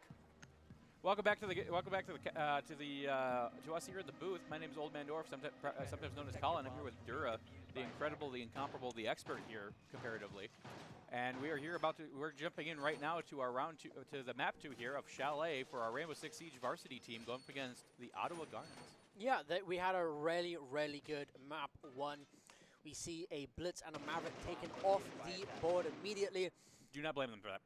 No, Blitz is just extremely powerful at the moment, and Maverick is very annoying when you know how to play him really well, because he just gets past any hard reach now that you decide to bring. Now the Mavericks can't get Maverick. Aww. Well, they can get them. Yeah, they can get him when they attack. Ottawa doesn't get Maverick. That's probably for the best. As we do have Ottawa. I don't want to face us, you know. Ottawa banning out the Warden and the Mirror, 2 very, very, very powerful operators on this site here. Bringing out the Glass here on Almost Diamond is pretty much what you get to see. He just gets to sit in a little sniper tower behind there and pick shots into sight, play long angles, and that DMR that Glass has is extremely, extremely powerful. Show bringing in the Azami with the AA-12. Big, powerful automatic shotgun. It does a lot of damage, hits shots way too far, and has an ACOG, which is few and far between these days on the defenders. I'm just laughing about the ACOG on a fully auto shotgun. Just gives me the wealth of giggles. Yeah, you used to be able to slap an ACOG on almost anything, and it was hilarious. But then they decided not to do that anymore. But remember the days when we were able to put an ACOG on the 1D? Dude, Deagle ACOG would be the most horrifying thing in Siege ever. Because I still rock the ACOG Deagles in COD myself. So like, so I'm just like, oh, I wish that was available for here so other people can experience the pain. Yeah, as we do have Palmy bringing out the Turbo this time, just being a nuisance. Bringing out the DMR. He knows how to use it. He knows how to use it. Is a very strong, very powerful gun. Hank sticking with that mute. He's rocking the shotgun, being annoying. Drop on the Lord Tachanka once again with the Shumiko grenades, just slowing down the push from the side of Ottawa here. Otherwise, nothing really out of the ordinary from Ottawa. They have the Blackbeard once again. Very powerful operator, bringing those extra nades as well, just getting to flush people out and do a little bit of extra damage. Legacy sticking with the Malusi. Shout out Malusi, who is the only South African operator in the game. Fun fact. If you there's totally no reason why you're excited about that or anything. There's totally no bias in that. No, absolutely whatsoever, ladies. It's like with me with the Norwegian one. Yes, but Legacy unable to take out Toga there as he's. But he does weaken him pretty good. But Show gets picked off as I speak. Yeah, Show gets taken out there from the long angle. Toga playing the vertical angle drop, getting taken down there. But Palmy with that DMR having the long angles into sight, getting to do a lot of damage, and they still have Hank, although that Blackbeard is able to push in. Show managing to take out the diffuser there on the ace. Hank throwing out the Nitrocell, not finding anyone. The Dokkan pushing in there and finishing Hank off as Ottawa win the first round there. That is a little bit unfortunate from the Mavericks. As Ottawa, it is their map pick. We are expecting them to be really, really strong here. We're just hoping the Mavericks get to come out a little bit stronger. I agree. I mean, honestly, there's really not much you could have done in that situation to do any better. I know Hank got caught right there in a really bad situation. Really, he had no other choice but to push at that point, and that way that goes around. Yeah, it was very, very unlucky. The Ottawa played really well, just taking their time, setting up and collapsing onto site. There as we head down into Snowmobile and the wine cellar. Grab yourself a drink. Don't go for a ride, ladies and gentlemen. As they are swapping out the Glass for the Thatcher here and the Finca for the Ace once again. Hank bringing in the Oryx. We're looking at him doing some really good roams, using that verticality, just trying to be as annoying as he possibly can. Hopefully not ramming into too many walls, as that does damage. But beggars can't be choosers. You know? Beggars can't be choosers. We'll see. Oryx is Oh, actually... please give me a Kool-Aid Man chance to be able to yell, oh, yeah. I don't think so, to be honest. I hope not, because that means we're not doing it right. Yeah, Palmy bringing in the Aruni. We've seen him play this operator on this map a lot. So that DMR gets you some really good long angles from the kitchen there. And you do get to bring those Surrey gates, which can be really annoying and just burn a lot of extra utility from the attacking side. You have Hank very aggressively there up trophy stairs, trying to fight the top angle there on the stairs, as he does get shot through the drone hole there and does manage to get dash out to safety. Very, very well played there from the side of Ottawa, making sure that they have that angle and knowing where Hank is, trying to shut him down, but he is alive, and as long as there's a gun in his hand, then he can get kills. And from the last time I played with Hank, he's been enjoying that T5 SMG a lot lately, so hopefully he's gotten very, very good on that gun. I would assume so, especially if he loves it as much as he's... I've heard it too, and I don't even play the game, so like that's a comment on how much he loves it so much. And to quote a little bit of Dexter's Laboratory for those that are of a certain age, like me myself, I can see, I can fight! Well, in this case, since I have health, I can fight, but... Yeah, that is a very, very good gun, to be honest, as we do have a minute 30 burnt on the clock, as Ottawa here just waiting to push in. I believe they have that main breach open and trying to use the smokes on the glass just to be really annoying. Drop does have a C4. If they do decide to go for plant there, you can just lob it over onto default and hopefully get a kill. As they do have the Dokkaebi logic bomb ringing out, screaming at you to pick up your phone. Remember, kids, this is why you do not bring your calls to workday. Your phones to workday here, as we're we back say as having both of our phones. I don't know what you're talking about. you have no optical proof of that. You only have Dura's word that I have it here. As they are pushing in there, as Drop does seem to manage to get that. Wait a minute, C4. this isn't work. This is volunteer work for me. This is volunteer work. This is just volunteer. Well, this is my place of work. I'll agree with that. For at least a few days a week, as we do get a brilliant shot there. Taking out Toga as just a 3v4, sorry, for I mean, the side. it's 2.5 versus 1.5. As Glaz trying to push in there gets taken down. You do have one player still sitting out in garage, one pushing up from the stairs. Not anymore. Not anymore. It looks like this is very much the Mavericks round as Palmy closes it up there on the Jaeger. A very, very convincing round there from the Mavericks, playing safe, playing out of the lines of sight from that glass, making sure you can't see them through the smoke and just waiting for them to push in and shutting them down as they do. Very huge for the Mavericks, and Palmy was able to give them an open palm strike to finish them off right there. Nicely done by Palmy and the rest of our Minnesota State Mavericks, as we're looking to take the overall advantage here in this this first of 7. Map. As we move back up. And you know how big of it's going to, sorry to cut you off, but you know how big of a complimentary thing it is for our Mavericks that they're able to take Chalet from this really good Ottawa team? It'll be massive to beat. Beating any team on their own map pick is absolutely huge. And so it'll be very, very big for the Mavericks if they get this one. Talking about things that are huge, our Counter-Strike team won their matchup tonight as well, 2-0. So they have progressed to their second round of playoffs, and hopefully we can get them on stream next week. Team number 2 that moved on. Yes, actually, team number 3, because our Marvel Rivals I team... I missed Rivals, so Rivals moved on? Rivals has moved on, Rocket League and Siege. I forgot about Rocket League. Shout out to Wubik. I am sorry, Wubik. I am sorry, Kiwi and Drew and everybody else. I forgot about you. That's my fault. Yeah, they managed to secure their victory as well tonight. Show bringing in the castle this time. Some extra safety here on this top floor bomb site. Legacy did take a little bit of damage. I'm not sure from what. Maybe trying to do a cheeky little spawn peek at the start of the round. They are bringing the Blackbeard back once again this time.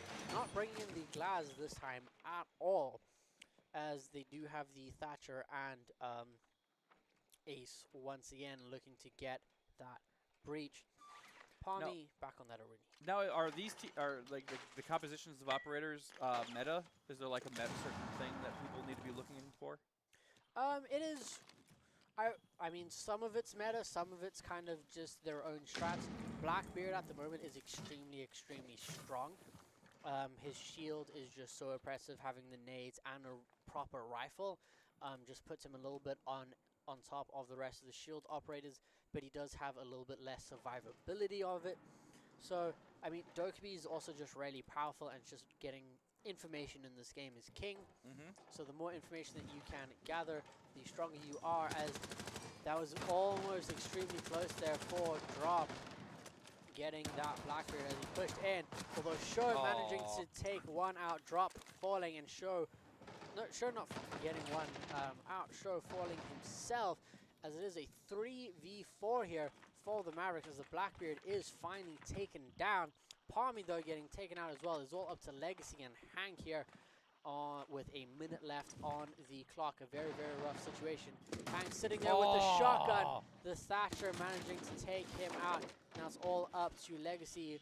And they know where he is. They do know where he is. They are getting pawned down. And that Thatcher getting a second really good kill. Getting the second round here for Ottawa. And they're able to take the lead here on this best of 7. So huge play by Ottawa right there. I'm actually a little surprised that he didn't get it. He didn't get the frag there, honestly. Yeah. It looked like he had the full angle. He was ready to go, and then Ottawa was able to get the better shots at it, I guess. Yeah, Ottawa played really well in that first half of their attack. We'll see what the Mavericks can do to adapt. We've only gone to 2 bomb sites in these 3 rounds, so we'll see what they do. Banning away that Blackbeard, I 100% agree with. Very oppressive, very annoying. Banning away the Aruni, I can agree with as well. Just slowing down your push onto site and making you have to burn utility that you don't otherwise want to have to burn. But they are bringing in the fuse this time in response. So we'll see what they can do with a Russian that likes cluster bombs. Wait. A Russian that likes cluster bombs? Yes. That's so out of character for them. I know, it's so weird. What? We have Russians that have Russians who like cluster bombs, Russians who like doorway claymore, and we have a Russian that likes a sniper that can that has a heat-seeking scope on. Pretty much. And one of them is used by a Badger out of it every once in a while. So you never know. And we have another Russian who has a DP-28 LMG and a Shumika grenade launcher as well in this game. That wouldn't happen to be somebody that we've seen before here, you know? The Lord, the Legend, Tachanka, our king and savior of Rainbow Six. And a operator that Drop can play very well. They are bringing out the Monty this time. The only dedicated shield operator left on the attacking side. And it's just without grenades and a rifle on him to get some kills. So we'll see what the Mavericks can do. They are bringing the Tachanka to help slow that push down. And we'll see what else the Mavericks can do here. Getting the dub is what they can do here. Oh, absolutely. I believe it 100%. The Mavericks can push in and get the kill. Legacy bringing back that Malusi. He had a really good game last time. Oh, he had a huge game last time. Not as fantastic this time as you would hope. That Montaigne is looking to sneak up those trophy stairs there. Legacy just trying to take some pop shots at him. Trying to open up the floor with that shotgun. Trying to see if they can get any cheeky shots and get rid of that Monty early. The earlier you can get rid of the Monty, to be honest, the better, so you just don't have to deal with him otherwise. Yeah, that is correct. He has been a right proper burden for against this Minnesota Mavericks team here, Minnesota State Mavericks team, and you really looking to find a way to be able to get around that shield and properly do it. Usually it's flanking, but I mean, if you're on the second floor, it's gonna be hard to flank. Yeah, it's a good flank, or it's just catching him off guard as it stands, as we do have them pushing up. Palmy sitting very comfortably here up on mezzanine with that Azami having all her Kiva barriers to keep her safe and just make it that much harder, as his head almost gets taken off there from the main door entryway into the fireplace there. They do have someone upside down on rappel. It's phone time. As Dokkaebi rings out the phone, they do have the mute jammers stop the calls very quickly, as that Monty does start pushing through. Show sitting here on the Jaeger, just trying to be annoying, as you do have drops starting to rain out fire with the Shumika grenade launches. They need to start, this Ottawa team really needs to start going here pretty quick here. They've got 40 seconds left here. Yeah, it's going to be a very, very quick execute. Flashes raining out as they try and take control. Legacy, though, holding strong here at the back of Piano Room. Almost taken out from the main window there on the basement, peeking out again. Trying to just be as annoying as possible. 20 seconds left on the Maverick clock team is here. doing a great job of grinding the clock out. Yeah, just stalling them out as much as they possibly can. Show there making a big mistake, going out onto cams instead of autoing that Monty, but Legacy managing to get one. It's all up to Legacy and Hank. Hank, I believe, managed to get a kill there on with the Nashville. Legacy taking out second. It's all up to him in a 2v1 here against a Monty and an Ace. It's going to be very, very hard to see what he can do. Well, usually I'm here saying you should probably save, but this is not one of those games where you need to save your money. Yeah, this isn't a game where you can save money. You're just saving stats at this point. Legacy going for the drop. Turns away from the Ace, actually. I don't think he saw the Ace. He just looked the wrong way. Unfortunately, he gets taken out by the Montez, who tries to repeat there. Very well played from the side of Ottawa again. A very quick execute, very late into the round. And the Mavericks are 0-3 on that top floor bomb site. I would get out of there. Yeah, and that's what we're doing, heading downstairs into Wine Cellar Snowmobile, bringing back the Oryx Keyed, trying to get some roams and set up and be as annoying as possible. We'll see if they swap off that Monty to the Glass again, as they figure out which bomb sites we are going to. And I don't know what else I want to see from the Mavericks there on that top floor. They played from really, really well. Just unfortunate. I think the big thing was Showa got caught trying to use cams when he shouldn't have, and that was pretty much the spiraling that went down. Yeah, Showa making a very, very unfortunate, uncharacteristic mistake there as that Monty pushes in. Very unlucky from him. They are bringing out the Deimos here to track down those roamers as they figure out is the basement. They are sticking with the Monty and bringing in the Thermite, and there is the Glass that I was talking about as we do head back to that basement site. Very, very annoying. Gets a smoke off Breach and just peeks his way through, sees you through with his thermal vision, and gets to take you down. Yeah, I got nothing else. You've been doing insightful commentary. There's really not much I could do other than make jokes the whole time. So, but as an impartial person, well, not impartial, but as a person that doesn't know much about the game, I am appreciative of you being able to go in depth as much as you do. So I'm learning here. This is the best way to learn, and I'm glad I get to do it here with you and the booth and in playoff time, in fact. So, big thing for Minnesota, as far as from what I'm seeing, is they need to be able to read and react and not make I wouldn't say dumb mistakes, but like avoidable mistakes. Yeah, I mean the Mavericks have been playing really well. Or getting caught.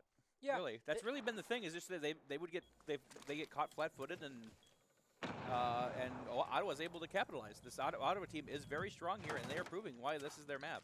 Yeah, as you do see the Deimos there trying to get rid of that Oryx. The What's drone. What is with the chopper thing there? So that is Deimos' drone that tracks you. The way it works is he finds you, and you get to see him. So he has a drone that gets put on him and you. And you get to see each other. Okay. So you get to see each other, and during that time, Deimos can only use a 44 Magnum when he is. So he goes full Dirty Harry. That's amazing. Yeah, and it has absolutely no recoil on it whatsoever. Ugh. So it is a disgusting. It is the true Dirty Harry move right there. Holy shnikes! Shout out honest. Clint Eastwood and one of the great film series in the 20th century, honestly. Yeah, but you do have him just trying to get rid of Hank there. You do have Palmy sitting on the stairs by that window, just waiting for him spot here by to swing in. Drop sitting in the same spot he was last time, as they the Monty does get in there. Hello, my name is Monty. For the defuse, he is going to try and get that C4 again to deny the defuse, which was so big last round.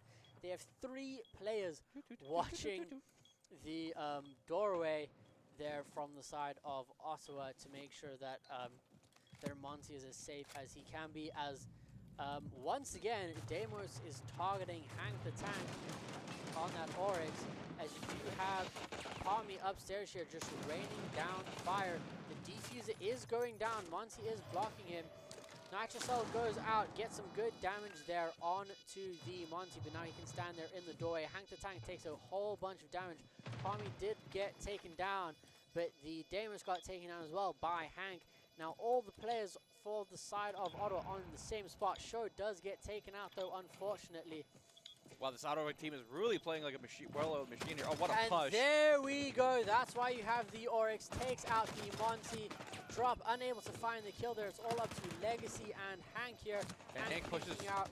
And that too aggressive. That is it for the side of Ottawa. Very, very well played. Very safe planting somewhere different.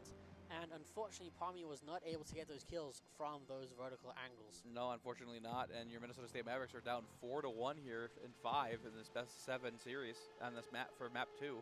Which, quite frankly, I'm hoping we go to map 3 purely for the content for this college. But I want us to still win. Yeah, I mean, it would be great to it's a big catch-22, you know? Yeah, you want to see more siege, but you want to see the Mavericks close it out and get the victory.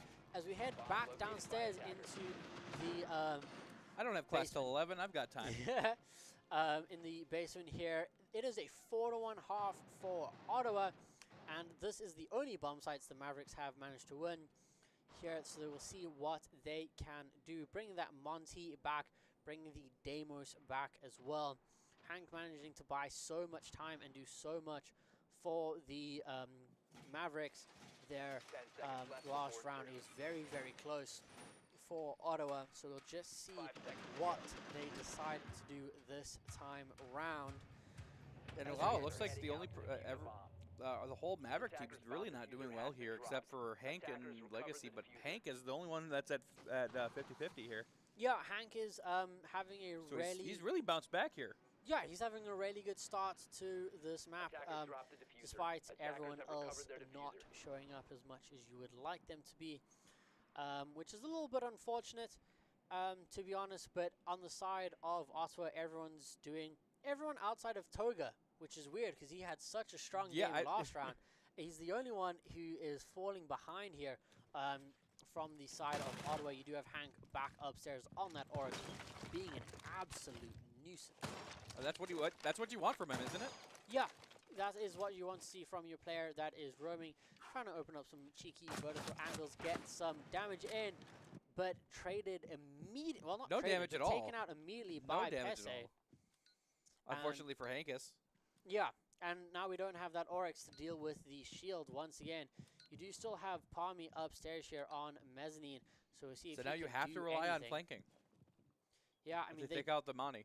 Yeah, we'll see what they can do. They do have Deimos upstairs, droning out, just trying to get some intel here.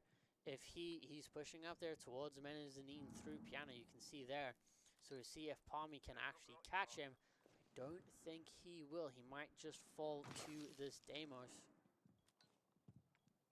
I hope not, but looks like there's. I think he heard something. He gets a shot off. Oh, he got tagged by the Deimos. Manages to finish him off, trading one back. Drop is extremely, extremely low though. Throwing out the Nitrocell is not going to find anyone. They did manage to get a breach open. Different part of site this time. They still have the Monty being extremely annoying here. Drop almost finding the head there. Very unfortunate. But they did manage to get almost diamond on the back of that Legacy with a bit of a different angle. The Monty and the Thermite are extremely low. Health bar is looking very, very good here for the side of the Mavericks.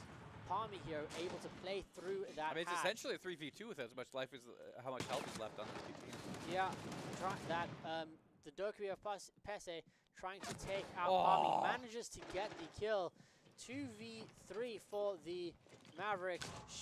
But Show bringing it into a 2v2. Brilliant use of the Monty's Nitro gone. Cell there to take rid of that Monty. They are getting the diffuser down, but Show finding the kill through the smoke. It is all up to Pese. 10 seconds basically left on the clock, and Legacy taking him down as he drops from the hatch. Very, very well played there from the side of the Mavericks to bring it to a 4-2 half. Yeah, that's huge for Minnesota State. But I thought this was is this a defender-focused map again? Or is this kind of like closer to a 50-50? It's from my understanding, it's a little bit closer to a 50-50. It might swing a little bit more into the attacking side. I am not entirely sure. Someone has accidentally taken a screenshot because we do not have that key unbound tonight. Usually that is unbound, but not today, as it is Kaid ban and Sense ban. Ottawa have done their due diligence and watched the VODs. Sense is a very, very strong character as well. Very good on this map, blocking down those lines of sight. I'm expecting to see Mira here, and Grim is there as well. Just taking down some very powerful characters for the side of the Mavericks. Otherwise, in the side of Ottawa, very, very basic bans against them as we head into Cellar Snowmobile first, which is very interesting. If I'm being honest, not usually the bomb site you see first here. No. The Mavericks, I assume, bringing that Rara, expecting the top floor drop immediately. Didn't get it. Yeah, no. So as soon as the Mavericks find out, we'll see if they change it out or if they have some specific strats around the Aurora for the basement site. I mean, this Minnesota State team has been working on their chalet gameplay, so they might be showing us a little something. You never know. I'd like to see a little something from this Maverick team. Yeah. Looked a little flat at times there. I mean, they had a really good round there at the end. So the 2 rounds that they have won, they've won very convincingly here. Hank bringing in the Montaigne and Shaw bringing in that Capital, changing the strats up for this basement. The Monty just really, really strong on this map when you know how to play him really well. On the side of Ottawa, no one standing out in particular in terms of defensive operators. Toga really enjoying this Wamai over the Jaeger in terms of grenade and throwable denials. Oh, my boy's not here? Dang it. Which is a little bit interesting to see, but to each their own. As the Mavericks start poking in onto site here. Hank trying to do what he does best. Go into... Instigate and be a nuisance? Yes. Be a nuisance as much as he can around the map. Waste time, get information, and do what he can. It is interesting here to see from Ottawa, they are not playing much in terms of the top floor. They've pretty much left it abandoned. Everyone just playing on site, playing very, very safe, which gives the Mavericks a lot of time to decide how they want to attack site and set up onto the site here. They do clear out that barbed wire for Hank to walk down those main stairs into the back of site. They do see the Syria gates from that Aruni. There is only breach now in terms of the bandit there, as they do have the smoke as well, just wasting time, but starting to burn the smoke cancers this early on can be extremely dangerous.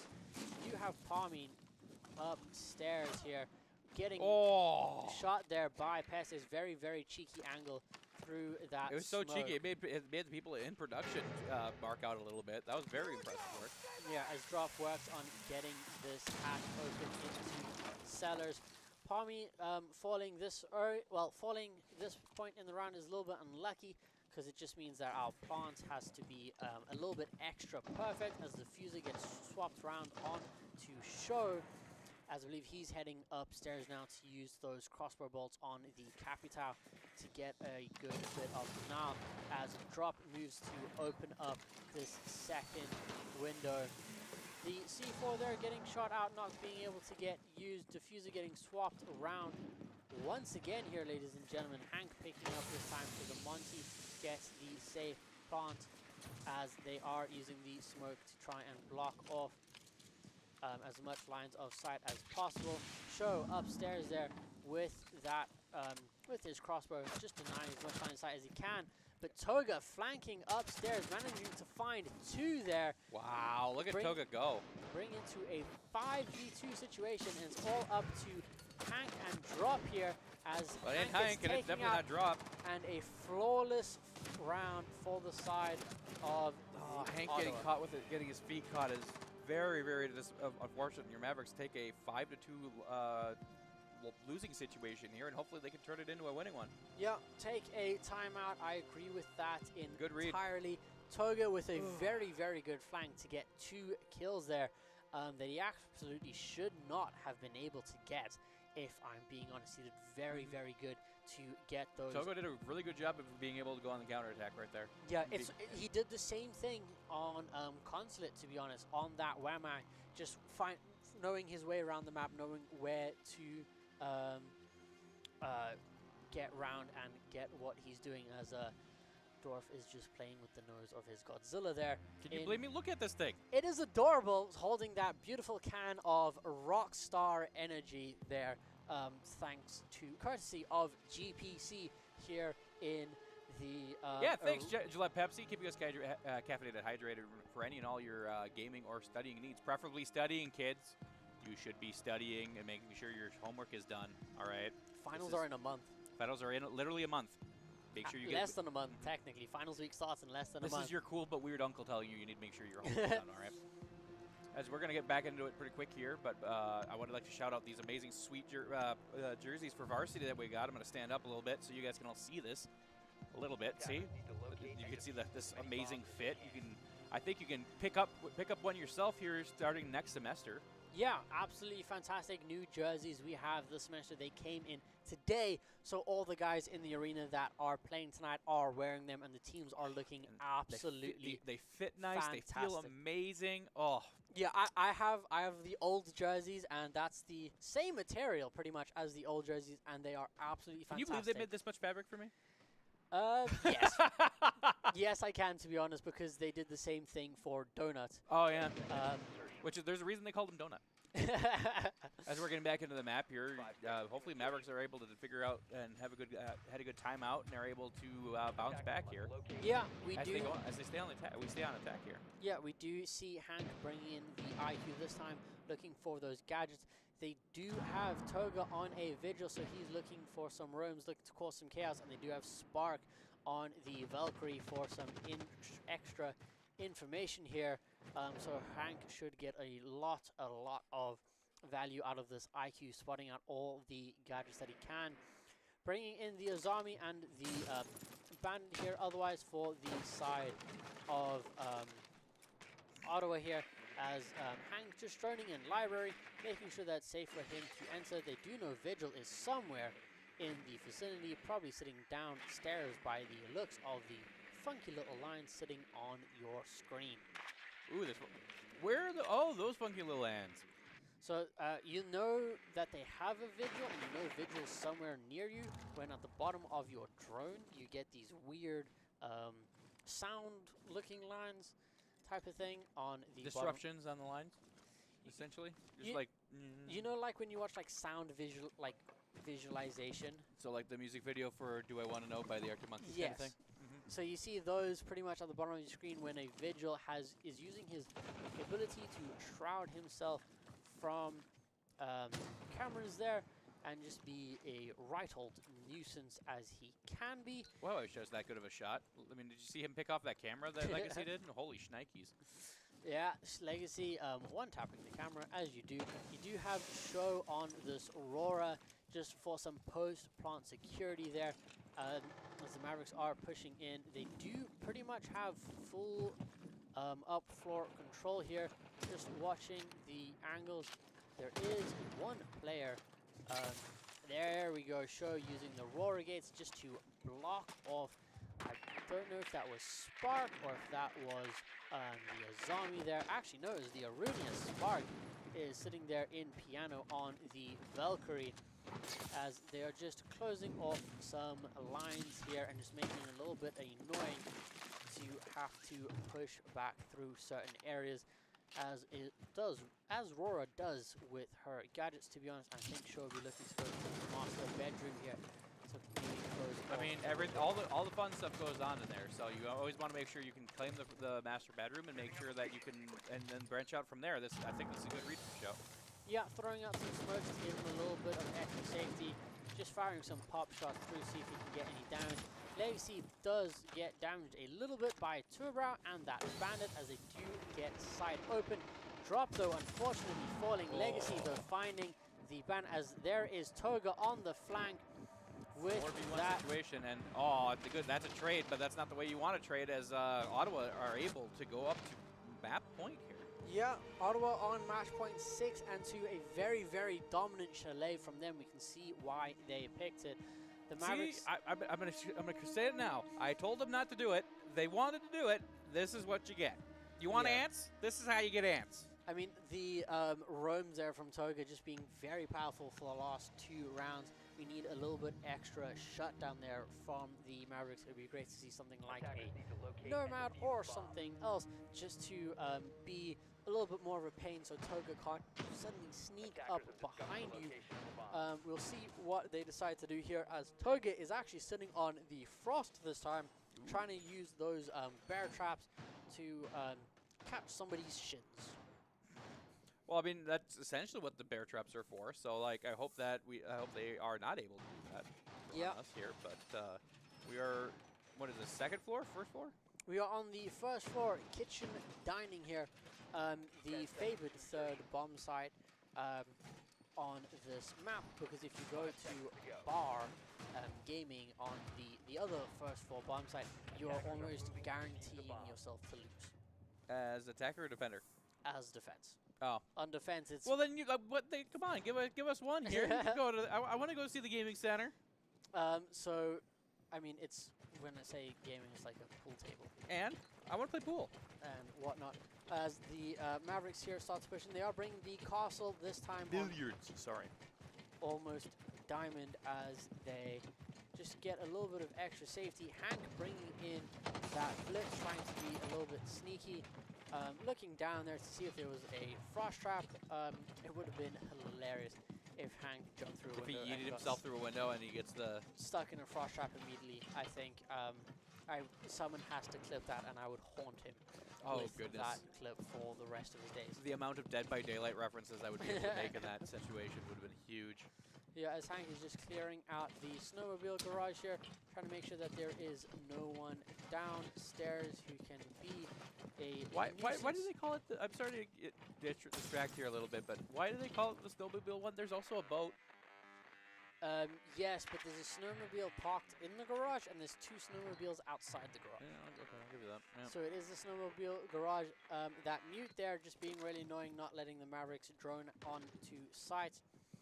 They do have the smoke as well, as they are actually committing to a top floor hold here from Ottawa, as Show takes some damage, as they do have Blitzfinker, one of the oldest and greatest combinations, as Hank gets taken down here. Palmy with that 417 managing to get that kill, but 3 falling from the side of Ottawa. It's just the 2 left upstairs here. But it's 2 of their more consistent ones, as they're able to take out Palmy right there. Palmy gets taken down, but we are getting the fuses down. We have complete control of sites, as they are using the verticals in their favor to make this a 2v2. Show now having to plant diffuser, as you do have drop watching on a long angle here. Diffuser managing to go down. The mute is extremely low there from the side of Ottawa as they push in for this post plant. If we can get one here, that'll be big. I agree. Looks like what is that? Yori is trying to get some reloads here. Gets but picks him off. Manages to get drop there, but Show managing to get the Azami. Now he just has to play for time, make sure he stays alive and stop any counter defuse. The nitro cell going out, not working for Yorinori. He's going for the counter defuse. Show knows it. He's long arming it. Can he get it off in time? He manages to get the defuse off, and that is extremely, extremely unfortunate there from the side of the Mavericks as Ottawa take the second map.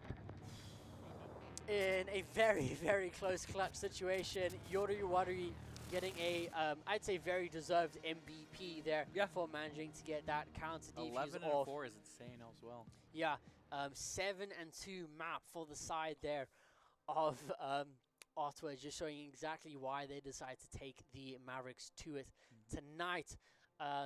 Winning up that and bringing us to. I'm gonna make sure to insult them for deciding that they wanted to go to Chalet. I mean, because they were. I was talking with Drop and Hank before the match, and they were specifically like, both of us don't want to go to let them have Chalet. We do not want them to have Chalet. And then I talked to them 10 minutes later, and they're like, "Show made us choose Chalet." Yeah. So, I'm just like, right as they're walking in to do their training, they're like, I was like, "Don't pick Chalet," and Show went, "Too late." And they, but they banned our clubhouse, so there wasn't really much that we could pick in that. We do get to go to Cafe for our third and final map of the series, which I'm very excited to look forward to. Hey, do you know what cafes have? What do cafes have? They have caffeine, but for us, it's from our wonderful sponsors at Gillette Pepsi, keeping us hydrated and caffeinated, ready to go for any and all your studying and gaming needs. Remember, finals is coming up as faster than you can say. Really, finals actually. As Gillette Pepsi's got your back for that, or if you're just trying to get some grinding out some Siege out here, trying to get some Fuse gameplay, maybe some thick boy skins for our main man, my main man, who I can't remember his name is, but I could always remember that the camera is always with him. The camera is 30 pounds, not 20 pounds. Tachanki Kang over there. The Chongus himself. The big Chongi man there. Very, very close map there from the side of Ottawa. I'm looking forward massively to that second map. I just realized they cursed us. Why? I said I wanted us to go third, but you did cast a curse them. Absolutely, 100%. But we it's get my fault, guys. I'm sorry. We get to see Cafe. I'm not going to complain. We get to see more fantastic Siege gameplay. The Mavericks are down, but not out just Definitely not yet. As we go to a quick break before map number 3. Stay tuned.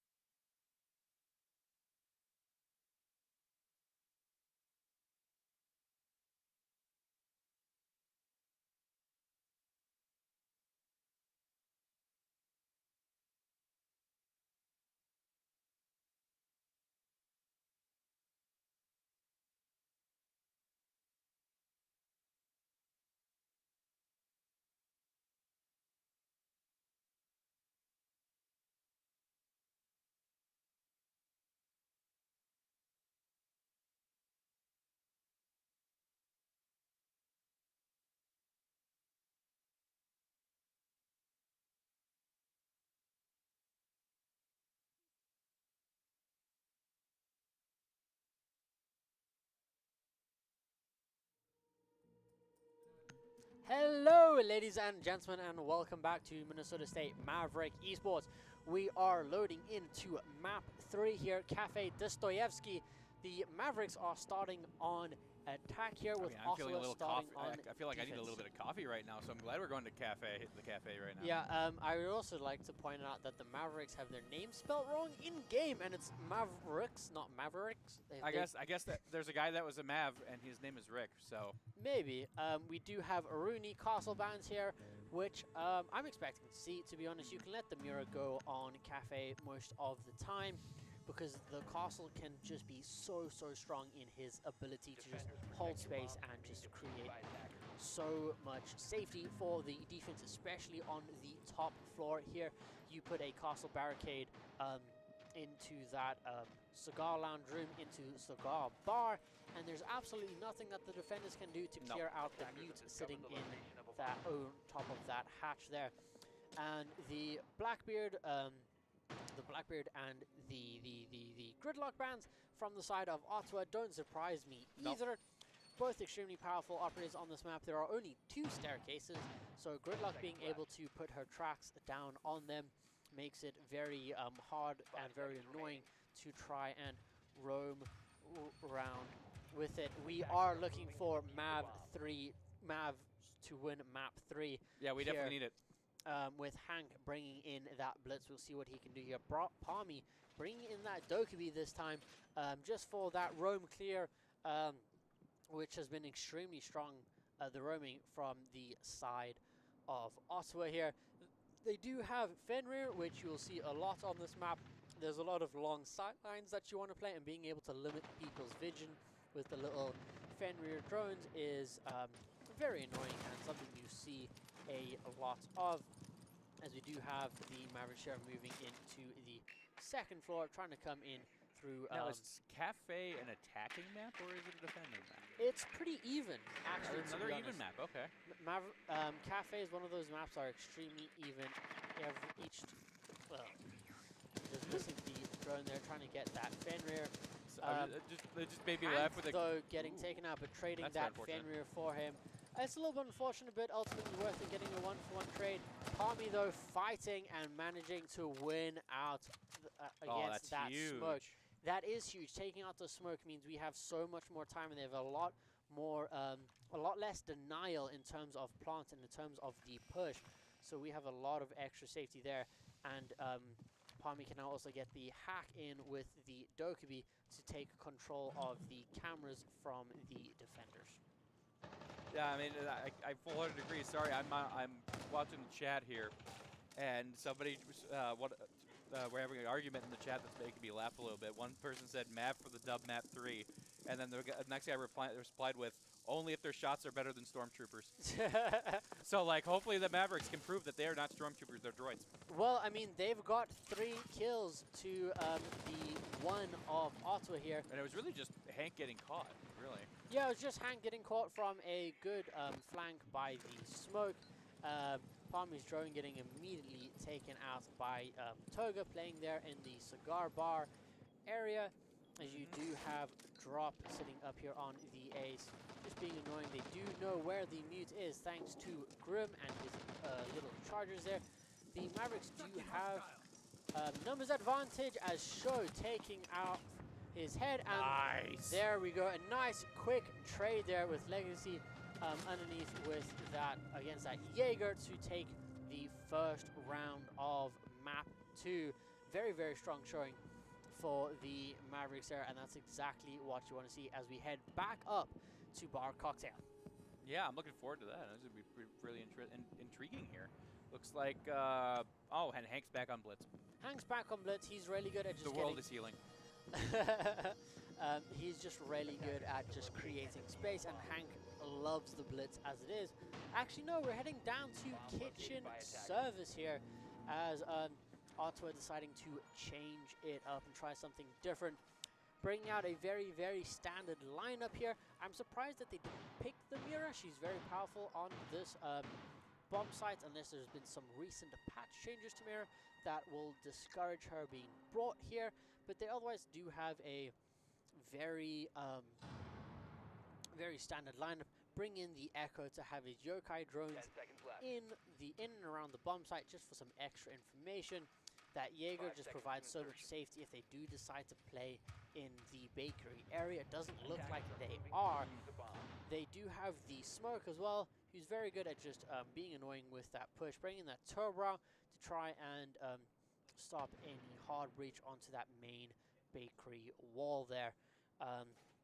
They are bringing in the Warden as well to see, just to counteract the flashes, the smokes, anything and everything that works to mess with the defender's vision here, as we do have quite a weird setup here. I'll be honest, from the side of Ottawa, playing very off-site with some shields in some relatively aggressive locations, as the Mavericks work to clear out Toga upstairs on this Jaeger. Toga is back on Jaeger. He's back on Jaeger. He's being annoying. He's roaming around. Well, actually, no, he's not on upstairs. I think he's sitting on that shield there, as you do have Palmy on his Twitch, an operator he absolutely loves. This is one of his favorites.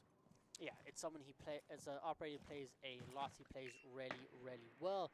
Drop here on the Thermite, looking to get into this back breach. Actually, no, it's the Warden. It is Toga sitting upstairs. Warden sitting down in the back right there by kitchen service there, just being annoying and stopping a drop from coming in through that doorway. As you do have Palmy pushing in here, trying to be annoying. Hank is upstairs with his buck, ready to open up the floor and get those vertical lines of sight. Which are very important for this map, 100%. Yeah, verticals in Cafe are a very, very big thing. There's a lot of soft floor. Show bringing in the Nomad. I'm very, very happy to see, shutting down the roams with the little air jabs. Just making sure that Toga or anyone else that wants to get on a flank has a much harder time of it, as you do have Palmy here pushing in through Bakery. I mean, yeah, you got to. He gets smoked, and then down he goes. The fuse is down. Yeah, that was very unfortunate. I believe Legacy actually manages to stun Drop as well. Show does get taken down though, but Pese gets traded in that a 3v4 for the side of Ottawa. Make that 3v3 as Legacy manages to get one. 15 seconds on the clock there. There's not a lot of time, but they do have the smoke down. They do manage to get the diffuser. They do manage to get another kill there from Palmy. Very good, managing to get the diffuser down. Toga taken down as well. It is all up to Spark on this Echo, and he manages to stop the defuse with his yokai drone there. Wow. Very, very good. Very, very clutch there from the side of Ottawa to win that round as we go back upstairs. I wasn't expecting that at all. I mean, it looked like Minnesota State was able to get the diffuser down, but perfect usage of the drone right there by Spark and the Ottawa Garnets here, being able to stop us from taking what was probably going to be a good win. Yeah, I mean, the Mavericks should have won that round by all rights, but it's part of the reason why the Echo is so strong. You can just stop that defuse as long as you're alive. It's also quite interesting to see that Ottawa's not bringing in the why can I not remember his name? He's the one of the two people that actually really enjoys cigars in this game and has one in his character picture.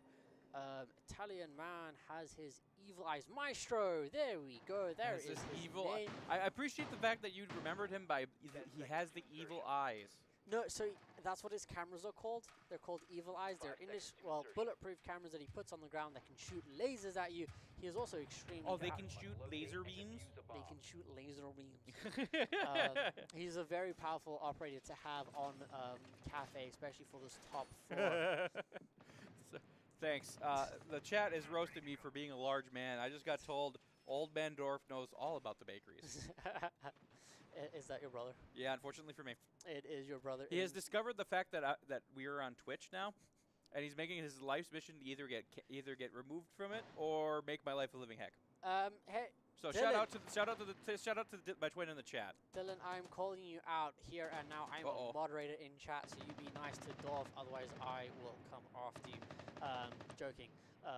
To be honest, all jokes aside, it is great We'll fun. get you, man. We'll get you. I swear. I'll get you. I'll get you, partner. Like Minnesota State is looking to get this win here. Yeah, as they are trying to clear out the Romans on the second floor. Hank pushing in with his shield, as you just have Show opening up some lines of sight. Look, there's it looks like it's their turn to be dealing with the phone issues. Yeah, the Dokkaebi being brought out once again by Palmy. He had a really good time of it last round.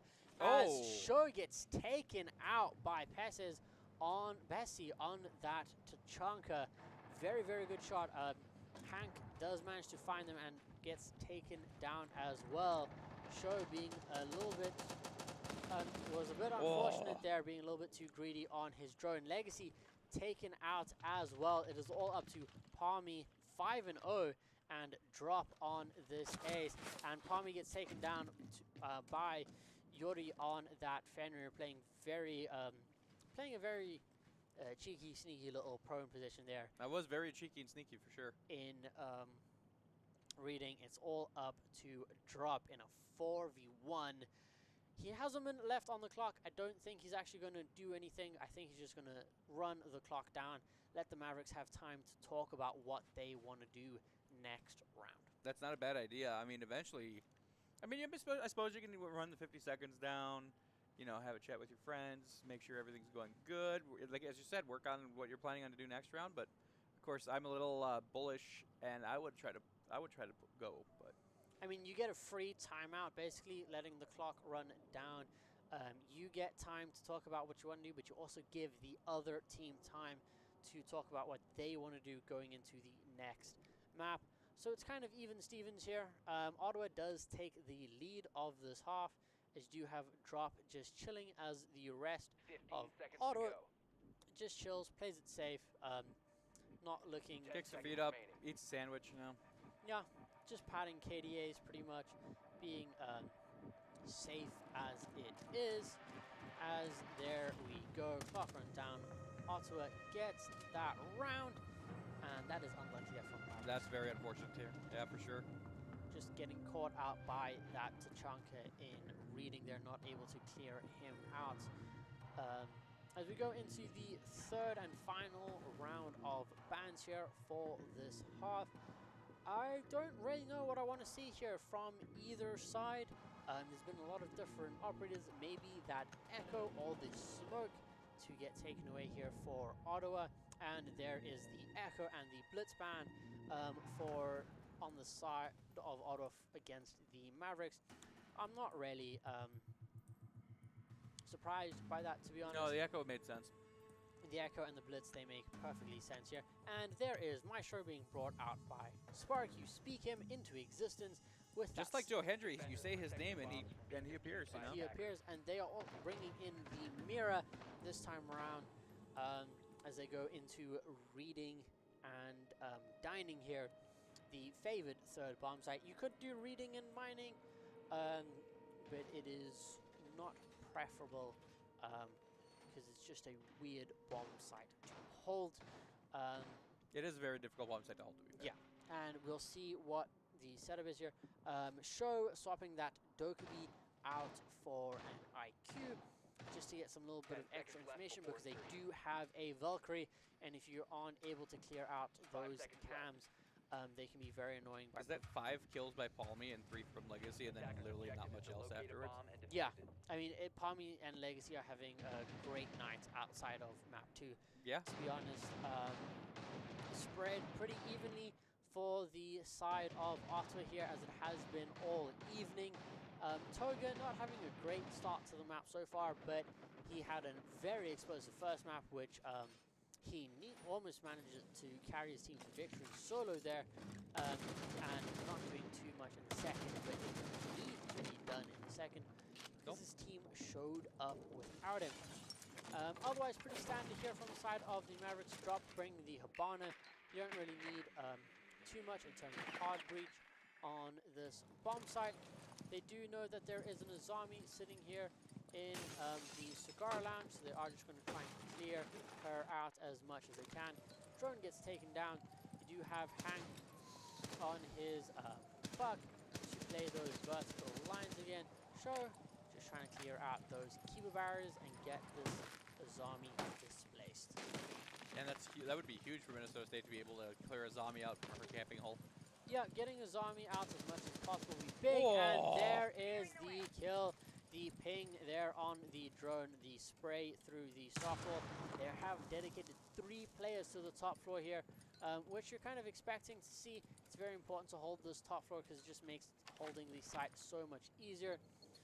Show whipping out the gadget scanner to see if there is anything in the cigar lounge there that might cause them a whole bunch of problems as Palmy pushes in on that Twitch just to clear out as much utility as they can as they pop those mirror windows open. Unable to get the second one, it seems, on... But they know where he is. They know where he is on the cocktail Belk side there. They are pushing through to try and clear that out. They do still have... They have a camera. They have a mirror window. Show does get taken down, though, unfortunately, as so does Legacy. And it is looking a little bit dire here for the side of the Mavericks.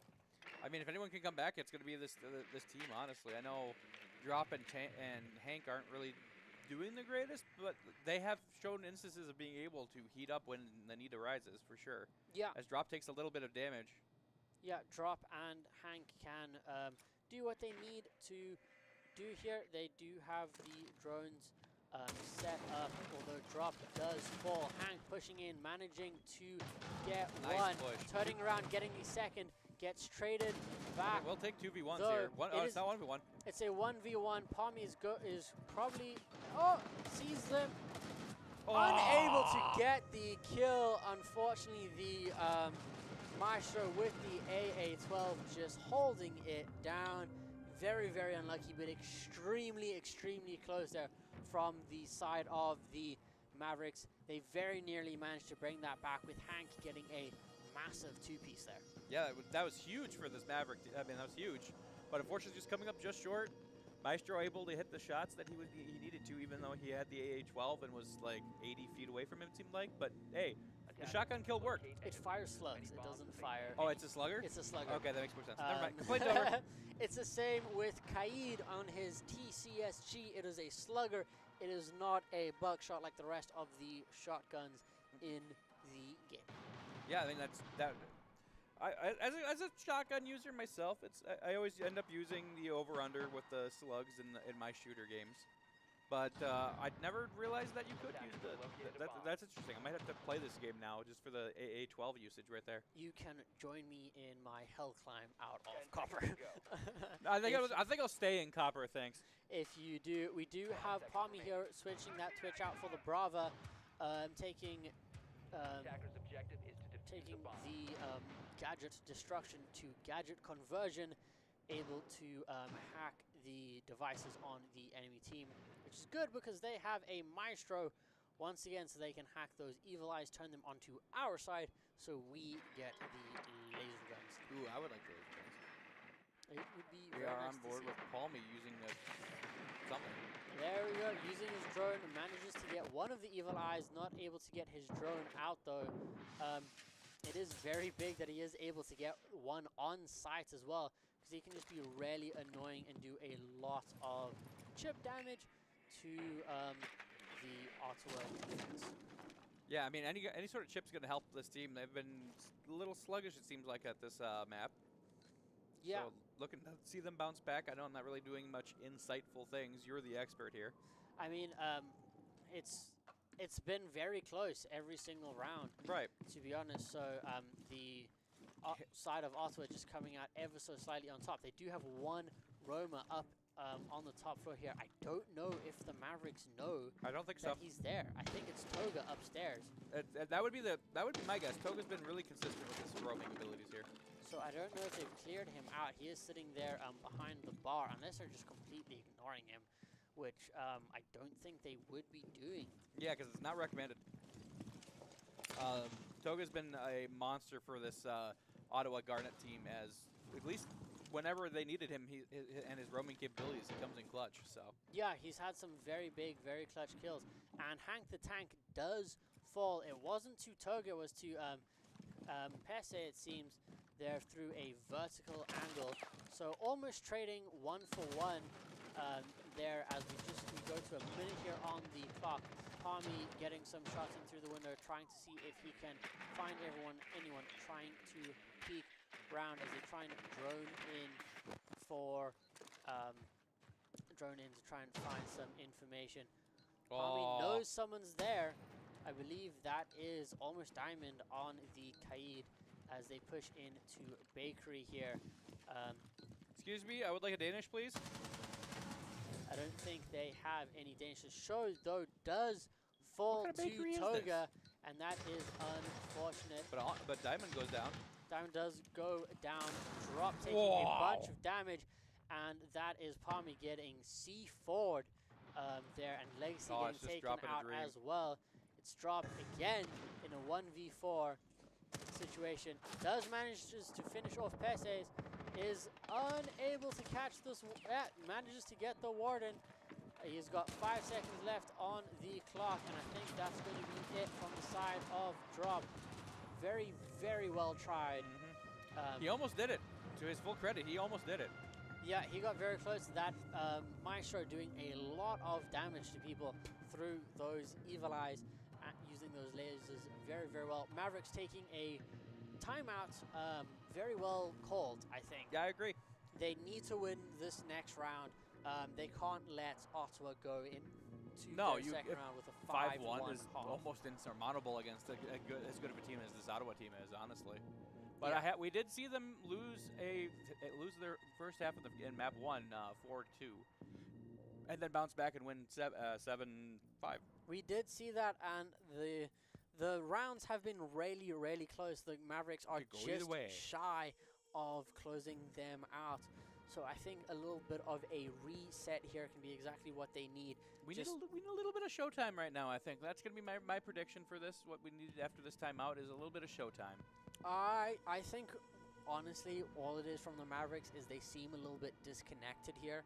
So they just need that time to get back on the same page and make sure that they're playing through and doing what they do really, really well. When this team's not playing together, then you can see it starts to fall apart at the seams. And when they manage to sew it all back up, it is absolutely fantastic and beautiful to see. That's not to say anything bad against Ottawa. They've played a good game tonight. Oh, they've been fantastic. This 4-1 lead should be, at this point, well, it would be 3-2 because the Mavericks did, well, I'd say this half should be tied. At the bare minimum, this half should be tied. The Mavericks have had some really, really close rounds that they should have won. To be honest, as we head back upstairs into Cocktail Balcony here, I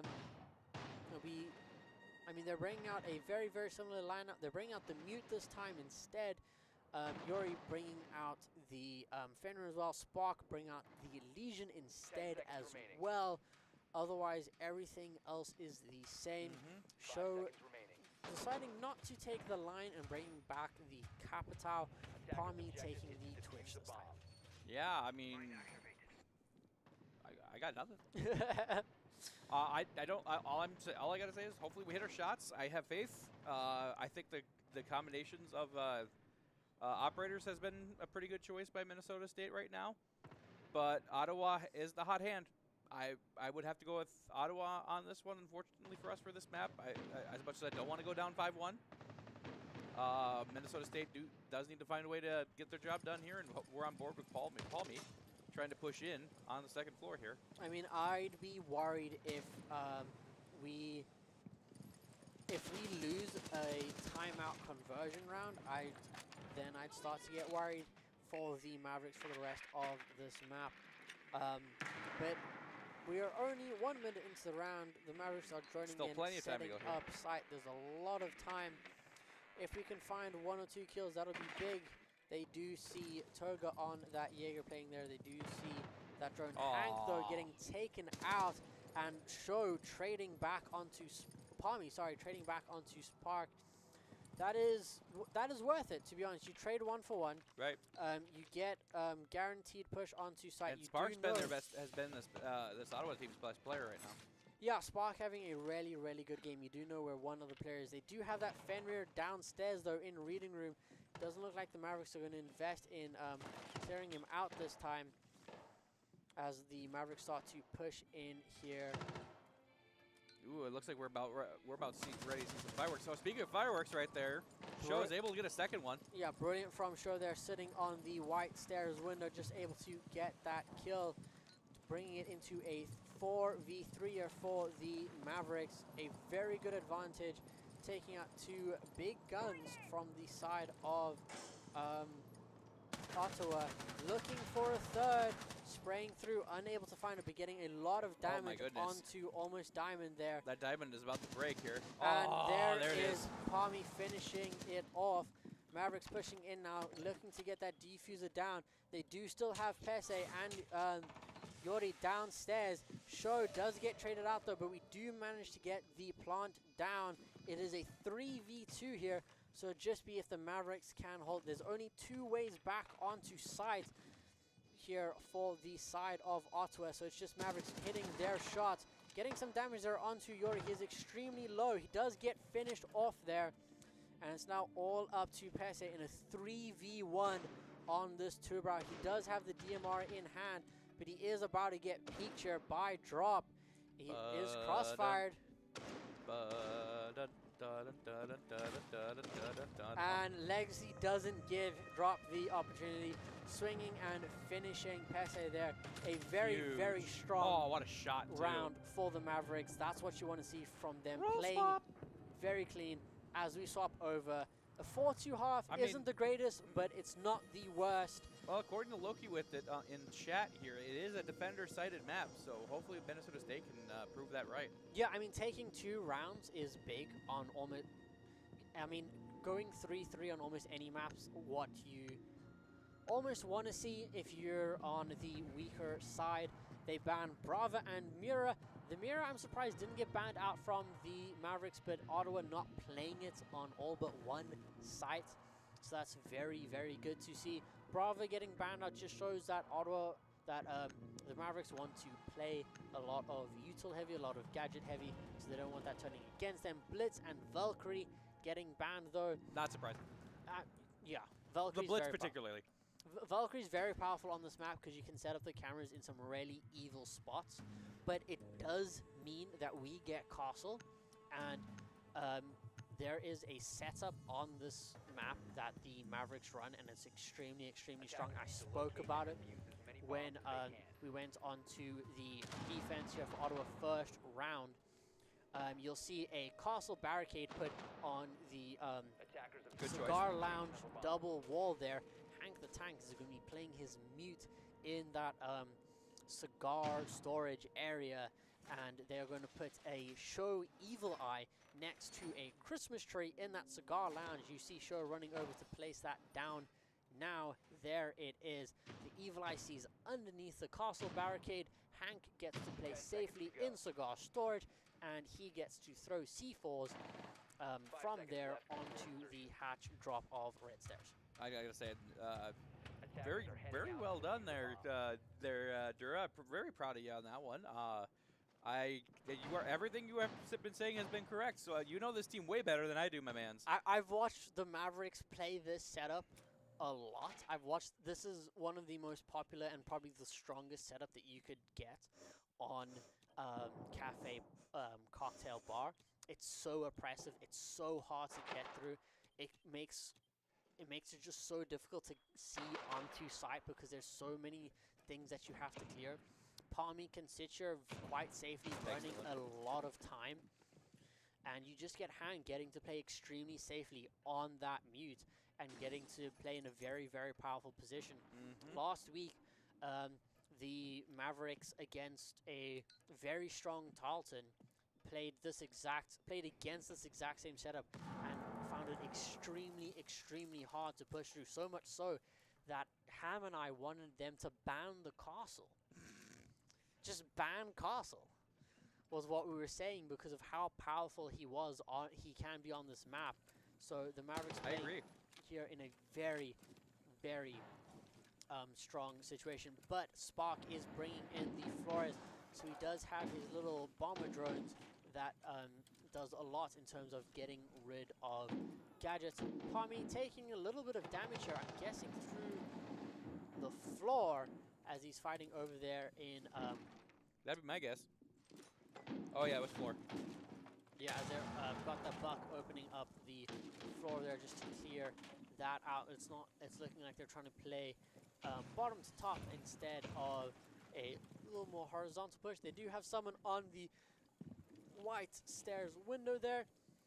So we are just waiting for Ottawa to finalize their push onto side. All 10 members still alive. There is Hank sitting in cigar shop, as I was saying, with his shotgun. There goes about $500 worth of cigars right there. It is such a powerful position. It is something when I played this map, this is how I play. Ooh. There is Blackbeard coming up white stairs there. Legacy just trying to poke him out, managing to find the head over the top of the shield. Brilliantly done there by Legacy, and that's a big tool off the board for the side of Ottawa. 25 seconds left on the clock as they look to finalize their push onto site. You still have Sho with his Evil Eyes. Toga getting taken down as well. It is a 2v4 as Pese gets 2v5 as Pese gets taken down as well. Legacy does get traded back though, but you have Maestro. He does have his ulti. He does manage to take out Spark, and that is a very, very clean round from the Mavericks. That's exactly what you want to see from their defense on the first round. That was huge. Holy shnikes. That was almost flawless. I mean, I'd argue it still was. I mean, it wasn't, but it was. That's exactly how I wanted. That's exactly how they wanted to work at this Minnesota State Maverick team. Yeah, that was great. Like I said, you have such a strong defense here. They did try to circumvent the setup there from Ottawa, but it just didn't work out well enough for them. Sorry, evidently we were enjoying some Canadian-style insults as it was one member in the chat says, I wonder when Ottawa breaks down walls, do they say, oops, sorry about that? I mean, they were playing Buck, and he is Canadian as well, so maybe they Sorry about that, E. But you see here, as Mavericks go downstairs, the Ram being brought in by Toga, the Ace being brought in by Spark, and the Gridlock for Pese. The Ram just does so much soft destruction, just being able to create so many vertical lines into sight there. They are bringing in the fuse as well, so if you can get that taken off the board as early as possible, that'll make our round, the rest of our round, so much easier. Yeah, well. You do have the Mavericks with a pretty standard setup here. You do have Hank on that Oryx looking to roam, looking to cause some chaos, sitting up here. But Hank and chaos in this game? Nah. No. Why would Hank ever cause chaos in Siege? He's a sweet young man. He's sitting up here in the top floor, running about, looking to be mean, as you do have some players dropping in to mining there. Hank just deciding, I'm going to go back upstairs. Yeah, probably for the best. It wasn't that good of an interaction, right? Spot right there. Yeah, it's really good. He can just do that if he wants to. He is getting droned out, but they are wasting a lot of time trying to clear him out. There's so much verticality, so much that Hank can run around. Does see two. He doesn't manage to get the kill, unfortunately. He is zero of them. There's Spark getting some lit up a little bit. Spark getting taken really low. You do have Sho on a very aggressive hold here on red stairs as they are using the Aurora doors to try and block off the Mavericks from punishing the second floor push here from the side of Ottawa, as they are going to look to use that fuse and the Ram to rain down hellfire from the second floor onto that kitchen.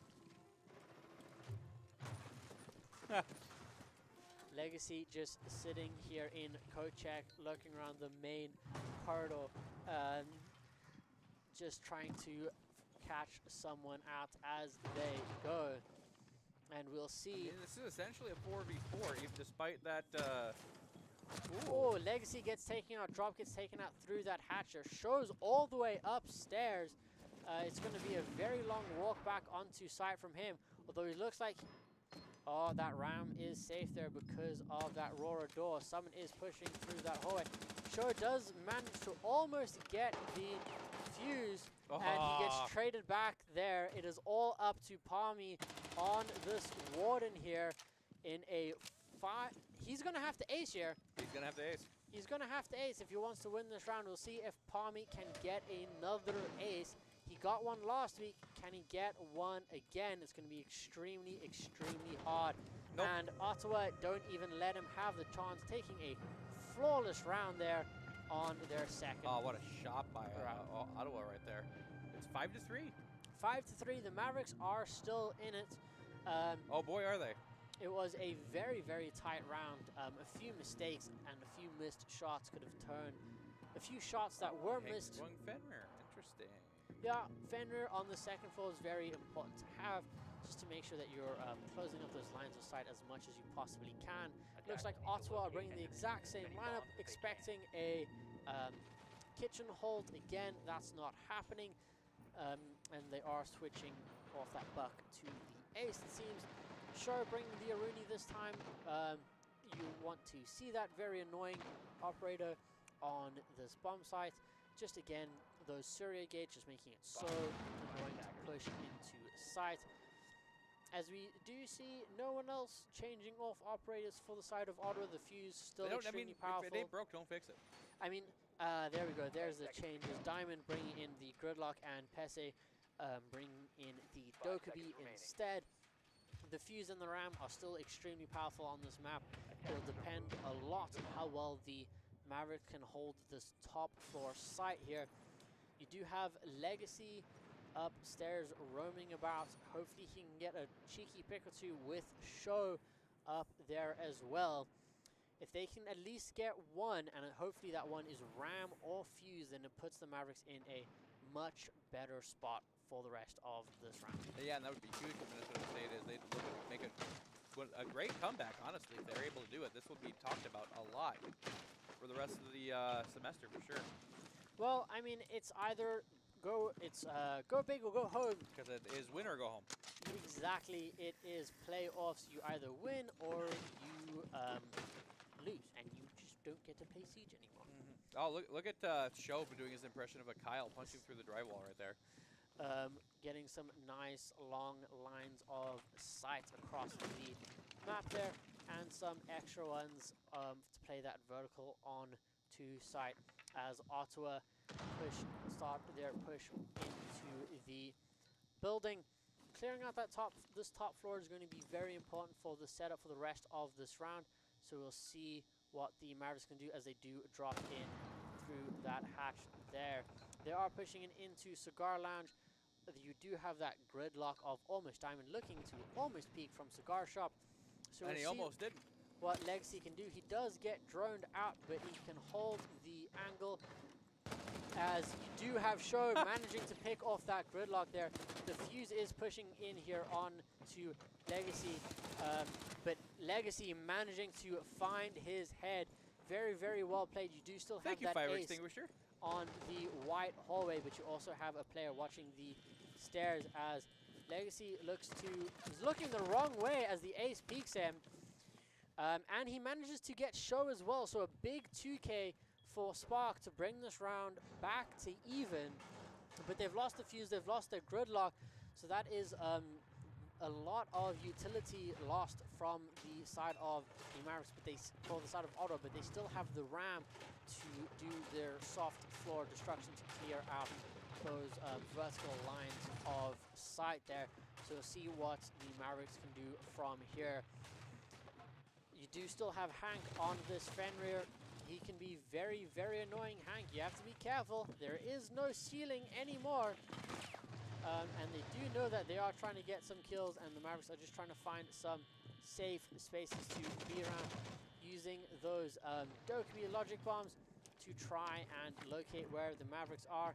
Hank playing downstairs, looking for a cheeky roam.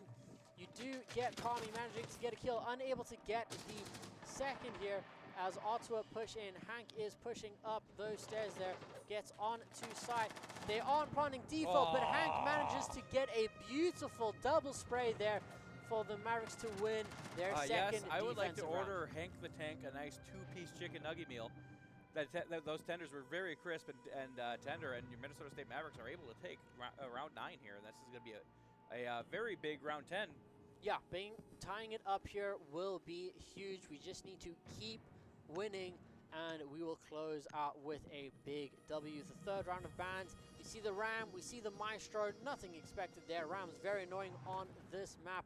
Maestro, the Mavericks use extremely well here, so it'll be interesting to see shows just adapting, bringing that Aruni instead. Yeah, it's good. That's a good adaptation right there by that team right now. Yeah, as we do see the Mavericks going up to the top floor here. They are bringing the Fuse. There is actually a very interesting strat you can do with Fuse and Osa on this map. I don't know if it still works, but you can put an Osa shield by the skylight above the balcony drop, and you can put a Fuse charge on it, and you can actually rain the Fuse charges inside the bomb site. Oh. From there. I don't know. They bring in the Osa, so maybe we'll see. I don't think they'll try it. It's a bit of a cheese strat, to be honest. But it'll be and there's the Fuse swap off. They are bringing in the Blackbeard instead. Osa very strong on this map, being able to just peek through windows and see where people are. Otherwise, the exact same here for the side of the Mavericks. Same setup, same everything. Same bad time, same bad place, same bad channel. Yeah, so we'll see if they... Oh, and that's the strat they love the most. Here we go. Yes, we'll see if they can make it work once again. Oh, and I'm looking forward to this. Hank is... I gotta say, Hank is really making me wish I had the ability to have a cigar right now. Hank, just surrounded by the cigars, hopefully not craving one too badly there. Dorf, as we do have Ottawa pushing into sight. It's been since August. I can last until Christmas now. Palmy just doing a little trick here. He is pre-breaking the castle barricade, so the next time Ottawa tries to break it, then it gets broken immediately, and you get a little bit of a shock. As you do have the Osa here, just trying to be a little bit cheeky, but the Blackbeard of Yori gets downed. I don't know if he'll be able to get picked up there, but that is very, very big if he is not able to play out the remainder of this round. Because the Blackbeard has been very an important part of this Ottawa attack here. Yeah, he's very impressive operator. He can just create so much space. Losing those frag grenades as well is very big. They did manage to pick him back up there, so that's good for the side of Ottawa. But shield on low health, if he just gets breathed on, can be extremely dangerous. As the Mavericks do know where people are, and they are trying to clear them out as much as they are trying to clear out the Mavericks on the side of Ottawa. They have a full minute left to work with, but the Mavericks still have complete top floor control here, as you do have Palmy trying to play a little bit aggressive against that Osa in the cigar lounge here. Waiting patiently impatient, you know, just like a waiting to see what she does coming in through the window here. Yeah, managing to get a lot of damage down. They do have that buck downstairs, opening up the vertical angles, trying to be as annoying as possible. Sho and Toga in a bit of a vertical duel there in the cocktail bar. Sho whipping out the pistol. Palmy, though, does manage to get taken down. Hank missing the nitro cell there as Ottawa looks to push in through. Hank deciding to drop out entirely from the that was bomb probably site. a good read. Looking to play the vertical here as long as he doesn't get Picked himself. taken out from red stairs. Sho manages to get that kill on Almost Diamond as he tries to repel in through the windows. It does look like Hank managed to get one onto the Blackbeard. Legacy managing to get Toga as he pushes in. And that is time for the Mavericks. And they tie it up 5-5. And they just need the next 2 rounds. You can't count this Minnesota State team out at all. No, you this is cannot. huge. When Hank is online and he's firing on all cylinders, especially, you cannot count the Mavericks out. He's not. Wow. He's not someone you expect to show up on this team day after day after day. But when Hank is showing up, the rest of the team will always be right there with him. and that's always what you want to see from the Mavericks. That was a very, very well played round as we head into reading and mining, actually. Ooh. I didn't expect us to see this from the Mavericks playing the 4th bomb site here. It's not one that's usually gets played in competitive play at higher levels, if I'm being honest. Ooh, so we're going to see something a little new here. Yeah, it's very interesting to bring this out, not opting to go into kitchen service here, using an alternate map. I like the idea, so we'll see what the Mavericks can do. You do see Yori switching off that Blackbeard onto the Fuse, trying to play that again. You do have Hank on the Oryx again as well, looking to play that vertical roaming. So we'll see what the Mavericks can do here. Is this top floor? The 2nd floor. Oh, okay. So previously we had reading and dining. Now we have dining and mining. Mining. Yes. Exactly what I think it is? It's a museum exhibit. On mining. Room. So it just has like an old drill or something in the middle of it, and then some train cars right next to it. It is a very interesting site. I wasn't expecting to see it here, to be honest. So we'll see what the Mavericks can do. They are maybe when your grades improve. We'll see what the Mavericks can do. Investing very heavily in this top floor hold, which you need to do. It is a win or lose here. Last time the Mavericks won this purely based off of Hank getting a massive 2-piece on the trainer. The last time they were on the 2nd floor. Hank holding a beautiful angle here onto that window. Seeing if he can get maybe a cheeky little kill. I'd like to see a nice little cheeky little kill. Yeah. Oh, Show seeing the head but unable to connect. But Hank challenging the Fuse, managing to get the kill. I don't think Fuse was expecting that. That was amazing. I don't think that Fuse was expecting an Oryx, but Hank does go down, but they do trade almost diamond back for it. It is a 3v4 for the side of the Mavericks and very much in their favor, losing Gridlock. Guys, leave your phones at home, dang. As Show does manage to take out Pese on that Dokkaebi, as you do have Legacy here still up on the top floor. He knows one is there. He peeks. He gets a lot of damage and unable to take him out, but Drop pushes up, managing to get one. It's all up to Toga. It is very doable in this 2v1. He does have the buck. He can play the verticals. He does have 50 seconds on the clock. Yeah, he's got all the time in the world here against which is not an undoable 2v1 because it's essentially a 2v1 and 1v what is that, a 0.3? 2v1 and a bit. Yeah, 1.3. I like 1.3. So we'll see what he can do. Oh, it didn't matter. But the impact from the Wamai there, doing exactly what it needed to do and just finishing off that buck. Very, very well played from the Mavericks. As we go on to match point, ladies and gentlemen. We just need one.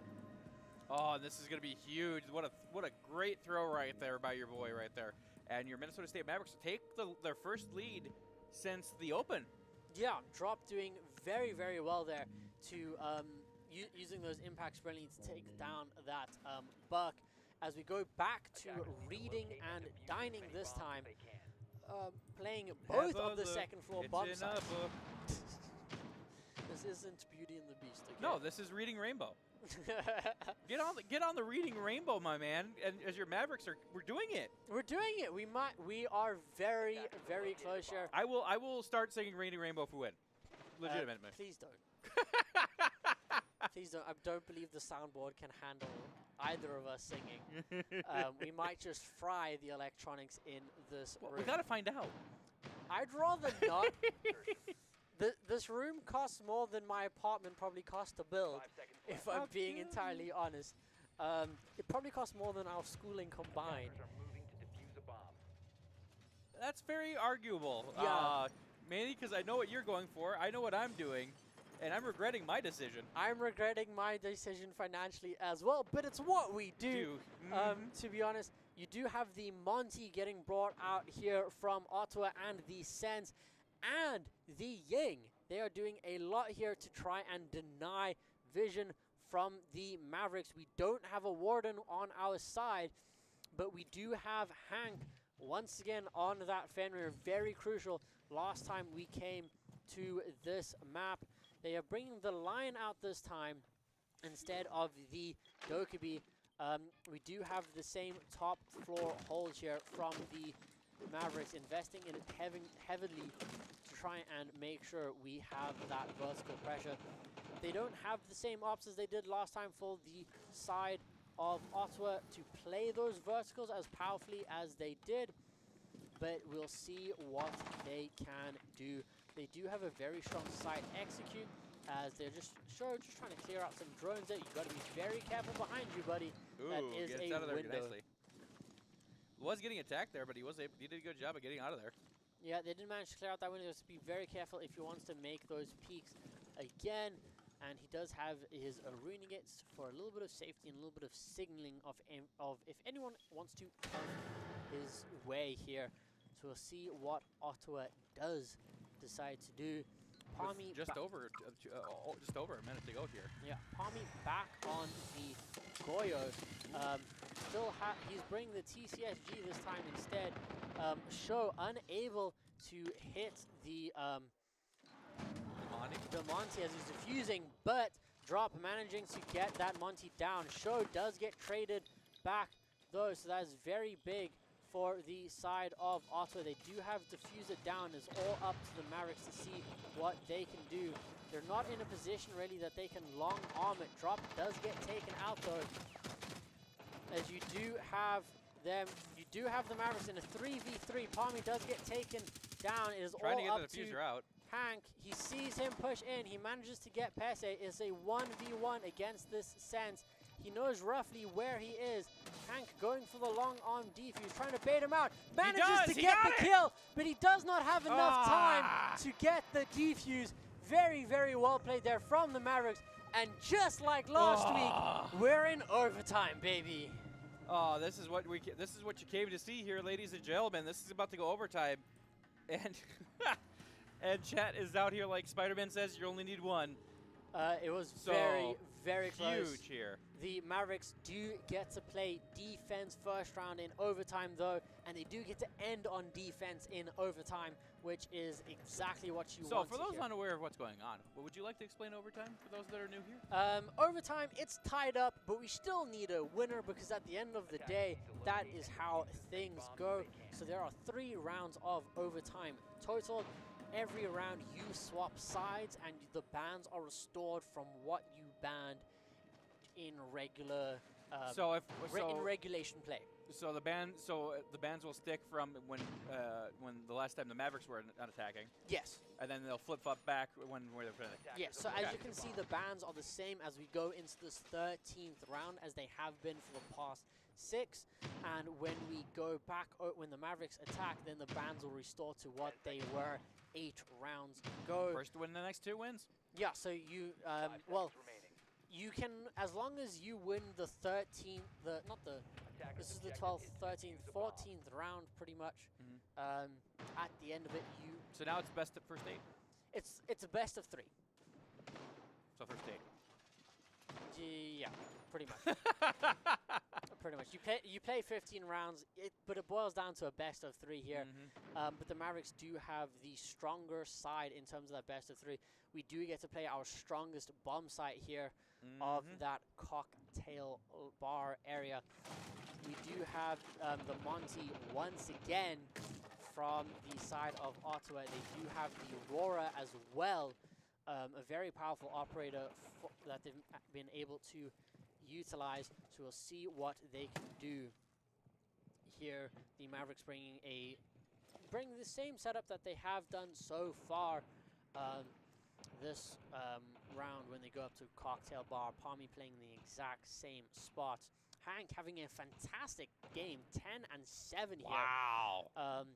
Everyone on the Mavericks here doing really, really good, as we see if Palmy can get a cheeky little pick onto this buck of Toga here.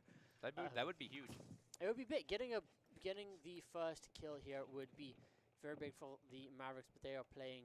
Otto's playing very, very safe around these windows. So we'll see what they can do. Hank with that C4 ready to toss it the second he hears someone drop. So we'll see if he managed to get one. Getting this Monty as well will be big, that'd be huge. because that just takes so much out from the defense, so much pressure, and takes out a lot of the safety that they have on. Always getting some interactions right here. There's a C4 going out. It does get damage onto the Monty. Hank will see that that Monty is there.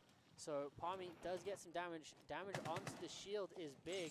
They do have it open there onto that breach. So if Palmy wants to, but Hank manages to get one with the shotgun as they drop. Palmy getting traded back as he was looking away there. Hank looking for a second. This Monty challenging him. Interesting by the Monty to challenge him there. I mean, he can, to be honest. It's just what he does. Protecting his teams as he drops. Hank looking for the kill as that Monty turns around. Deciding to rotate out of Cigar Shop and head back downstairs to see if he can get maybe a flank or some kills using the vertical. But it is a 4v4. The Monty is extremely low, so it doesn't take much more to kill him. They are using the Roar to close off some of the extra lines of gets sight. it lit up a little bit. Legacy taking some damage there, but the Aurora is taken out, and Hank flanks around, managing to get the Monty and defuse it down. Drop That's getting huge. traded though. It's all up to this Lion. He does have the diffuser. He's going for it, but Hank with the shotgun, missing a couple shots, but securing it in the end as the Mavericks take that round. I love the look of him. Just, oh, he's not shooting me. Okay, I'll push. Yeah, very, very well played there from the Mavericks, winning that out as we go over Only onto one more, baby. attack. We just need one more. As you can see, the bands are restored to what they were. Round 14, overtime, match point. Hank the Tank is having an absolutely amazing game here. You know he's loving that right now. That is huge from how rough his round two, and honestly his round 1. Yeah, his map 1 and 2 wasn't absolutely fantastic, but when Hank is alive, the team cannot be stopped, ladies and gentlemen. 13-7, the only one on kill parity with Palmy. Show and Legacy both on 9, drop 6 and 5, picking up kills where he needs to. It's kind of like when back in the day when Christian Leitner was a basketball player. When he was doing that, somebody was complaining about how he wasn't being able to work as a team, and Mike Krzyzewski said he's like a fire. If you're able to use it, you can light. If you use it properly, you can use it to warm up the whole entire apartment. But if you do it improperly, it'll burn it down. Exactly. And Hank is our fire. Hank is our fire. When Hank is fired, when Hank is running on all cylinders, the Mavericks feel almost unstoppable. It was Hank being online last week and coming back huge in the dying moments of that game to bring the final win out for the Mavericks. Does this Maverick team just obsessed with making sure that we go to overtime every time? It sure seems like it. They're starting to make a habit of it, to be honest. These cardiac kids are ready to go here. There is no echo this time for this kitchen hold, so there is no one to deny a defuse in a 3v1 situation. That is true. This time for the side of the Mavericks, but there is a Maestro with an evil eye, and there is a Mute with his Mute Jammers being very, very annoying. Aha, and we have found the Mute Jammer. We found a couple jammers, and we have the Zero here with his August cameras. I believe they're August cameras. There we go. There, just looking to hopefully clear those out. Drop with a lovely line of sight there into kitchen service. Just trying to be annoying, maybe pick someone off as he Who's not goes. paying attention, but it did not happen there. As they do drop down. They do know someone is playing coat check, as you do see Drop fighting him there, getting some damage onto Almost Diamond. Almost Diamond getting lit up pretty good right there. I mean, it's a flush wound. So they're looking to make sure they can hold it. Nice job here where on board with Show getting his utilities in. Yeah, getting those August cams down, looking to take out some utility if he can. It does get shot out there. He does know someone is playing behind that bar. He is going to look to put another one up, though, to see what he can do. Hank just opening up the other side of that bakery. of that kitchen service window to see what he can do. It's still all 10 players alive as we head into the final minute of this round, seeing what the Mavericks can do as Almost Diamond gets taken down by Palmy. That's exactly what you want to see. As one player down means one less player to worry about, as we do have some great lines into sight here for the Mavericks, taking control of this kitchen. As Palmy sees the head there, unable to connect. And he gets out of there faster than I get out of ooh. Yes, but Drop managing to get that kill. Almost getting traded back, though. Gets out of the way in time, though. Yeah, gets out of the way. The Mavericks do have pretty much full control of this front kitchen side, as Sho manages to get Toga. No cheeky flanks, and Sho almost gets shot by Legacy there. Last 15 minutes of the round. It's all up to the Mavericks. Drop is in, trying to get the diffuser down. The tank deciding to block the Evil Eye shot. They know where the Maestro is, getting some very good damage onto him, unable to finish him off. The two players of Ottawa corralled into the back of this kitchen as the Mavericks here try to play for this diffuser. Yeah, they're doing a great job of holding them into that one spot. Unfortunately, Hank does go down in that midway, but gorgeous headshot, one to go. It's all up to Spark on this Maestro. Yeah! And he can't do it! And there you go, folks.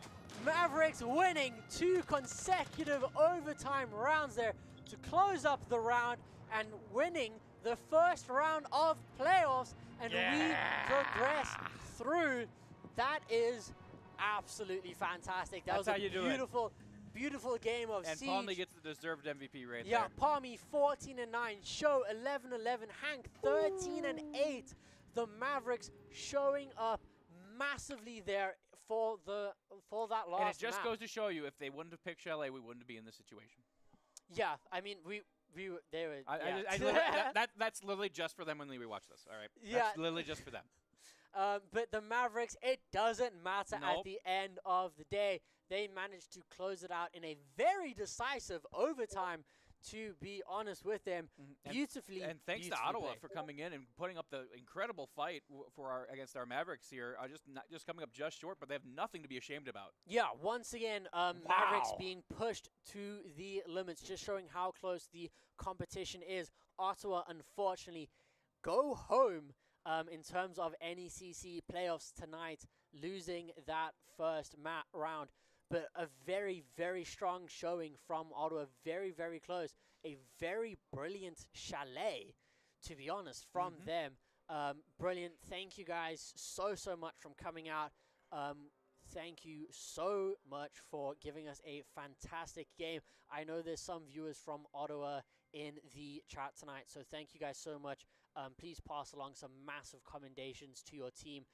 Very, very well played, and thank you guys so much for a fantastic game. Yeah, it was fantastic. You guys played amazingly well the whole time, but it just shows that we were ready to go, and Minnesota State is moving on and continuing here. And, I mean, incredible work. That's all 3 of our teams won tonight. Yeah, we've had 3 straight wins tonight. It is fantastic. We are on a bit of a hot streak. We'll see if our Smash Club can keep it up tomorrow night with Dorf and Nostra Ukis. And then we'll see if our Overwatch team can keep it running on Friday. It's Overwatch? I thought it was Apex. Overwatch, they got their schedule released a little bit late, so they do have their playoff game on Friday at 9 o'clock. If only I wasn't pre-releasing the new Magic the Gathering set, which is Avatar The Last Airbender. So oh, wow. I'm excited for it. Before we close out for Drink the cactus stream... juice. It's the quenchiest. It'll quench you. Before we close out the stream tonight, Dorf, what do we have to do? Oh, goodness. I can't quite put my finger on what I need to do here. Oh, look! Gillette Pepsi, our wonderful sponsor, is keeping us caffeinated, hydrated, ready to go, and any and all your gaming and studying purposes. Preferably studying, kids. But it's there for you whenever you need it, whenever you need it.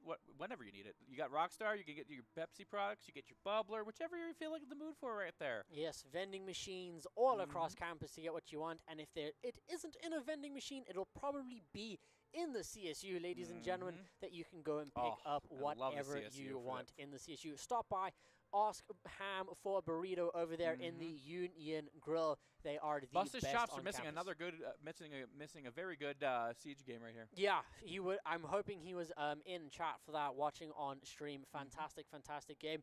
Also, a massive shout out to Gravity Gaming, supplying us with all of our gaming peripherals and equipment that we need to make sure that we are playing at our absolute best day after day after day here in our. Could you imagine where we'd be without Gravity Gaming right now? At home. We would be at home, and I'd be playing League of Legends. Well, we know what kind of player he is, but if you like what's going on around here in WeSync, and yes, I'm going to say it wrong every time just for you. WeSync 121. WeSync 121 here. And if you like it, come follow our newsletter. Hopefully, our wonderful production team will bring it up there. I'll keep you updated on matches, events, and more around campus. All you have to do is scan that QR code, and away you go. Also, you can follow us on all our social media platforms at eSports MNSU on TikTok, Facebook, Twitter, Instagram, and LinkedIn. Once again, follow us on Instagram. Exactly, and join our Discord as well if you're looking for people to play video games with. If you want to join the Siege fun that we have had tonight, go and do that, ladies and gentlemen. Shout out to the after hours pass as well. If you aren't a varsity member, you can buy a pass for that all the way from time as short as a day all the way to full semesters, and you'll have full access to the facility just like the varsity members. So you can eventually get that grind on and become one yourself. Yes, you can come and play down here in our open play arena that is finally fully ready and set up for everyone to come in and join, and you can join in all the fun. But that is all we have. No, it's not. We got a little bit left. Because you've once again forgot about our wonderful event that's going on next weekend in Cato Clash. Yes, fueled by Mountain Dew. It will feature not Rainbow Six. That was exciting. But Rocket League, Overwatch 2. Overwatch and Smash Brothers. All the best teams from the Upper Midwest are going to be here. And everyone's invited, and I'm sure there's going to be plenty of tasty Mountain Dew for everyone that's plenty here. Plenty of fun, plenty of drinks, plenty of food down here in WeSync 121. Come and join us. I'll be here. I know Dorf will be here. I know... Where else will I go? Exactly. Our Siege team will probably be hanging around every now and then. And one big final shout out to our wonderful production team tonight back there. It is just Mo. It's just Mo. Yeah. Closing out the stream as everyone else is outside celebrating with the Siege team. So Mo's probably really mad at me that I extended out a little bit more. But thank you, ladies and gentlemen, for joining us tonight. Come back tomorrow for some Smash Bros. And come back next week as the playoffs continue. Yeah, please do. Stay tuned. I'll see you tomorrow. Have a good rest of your night, guys.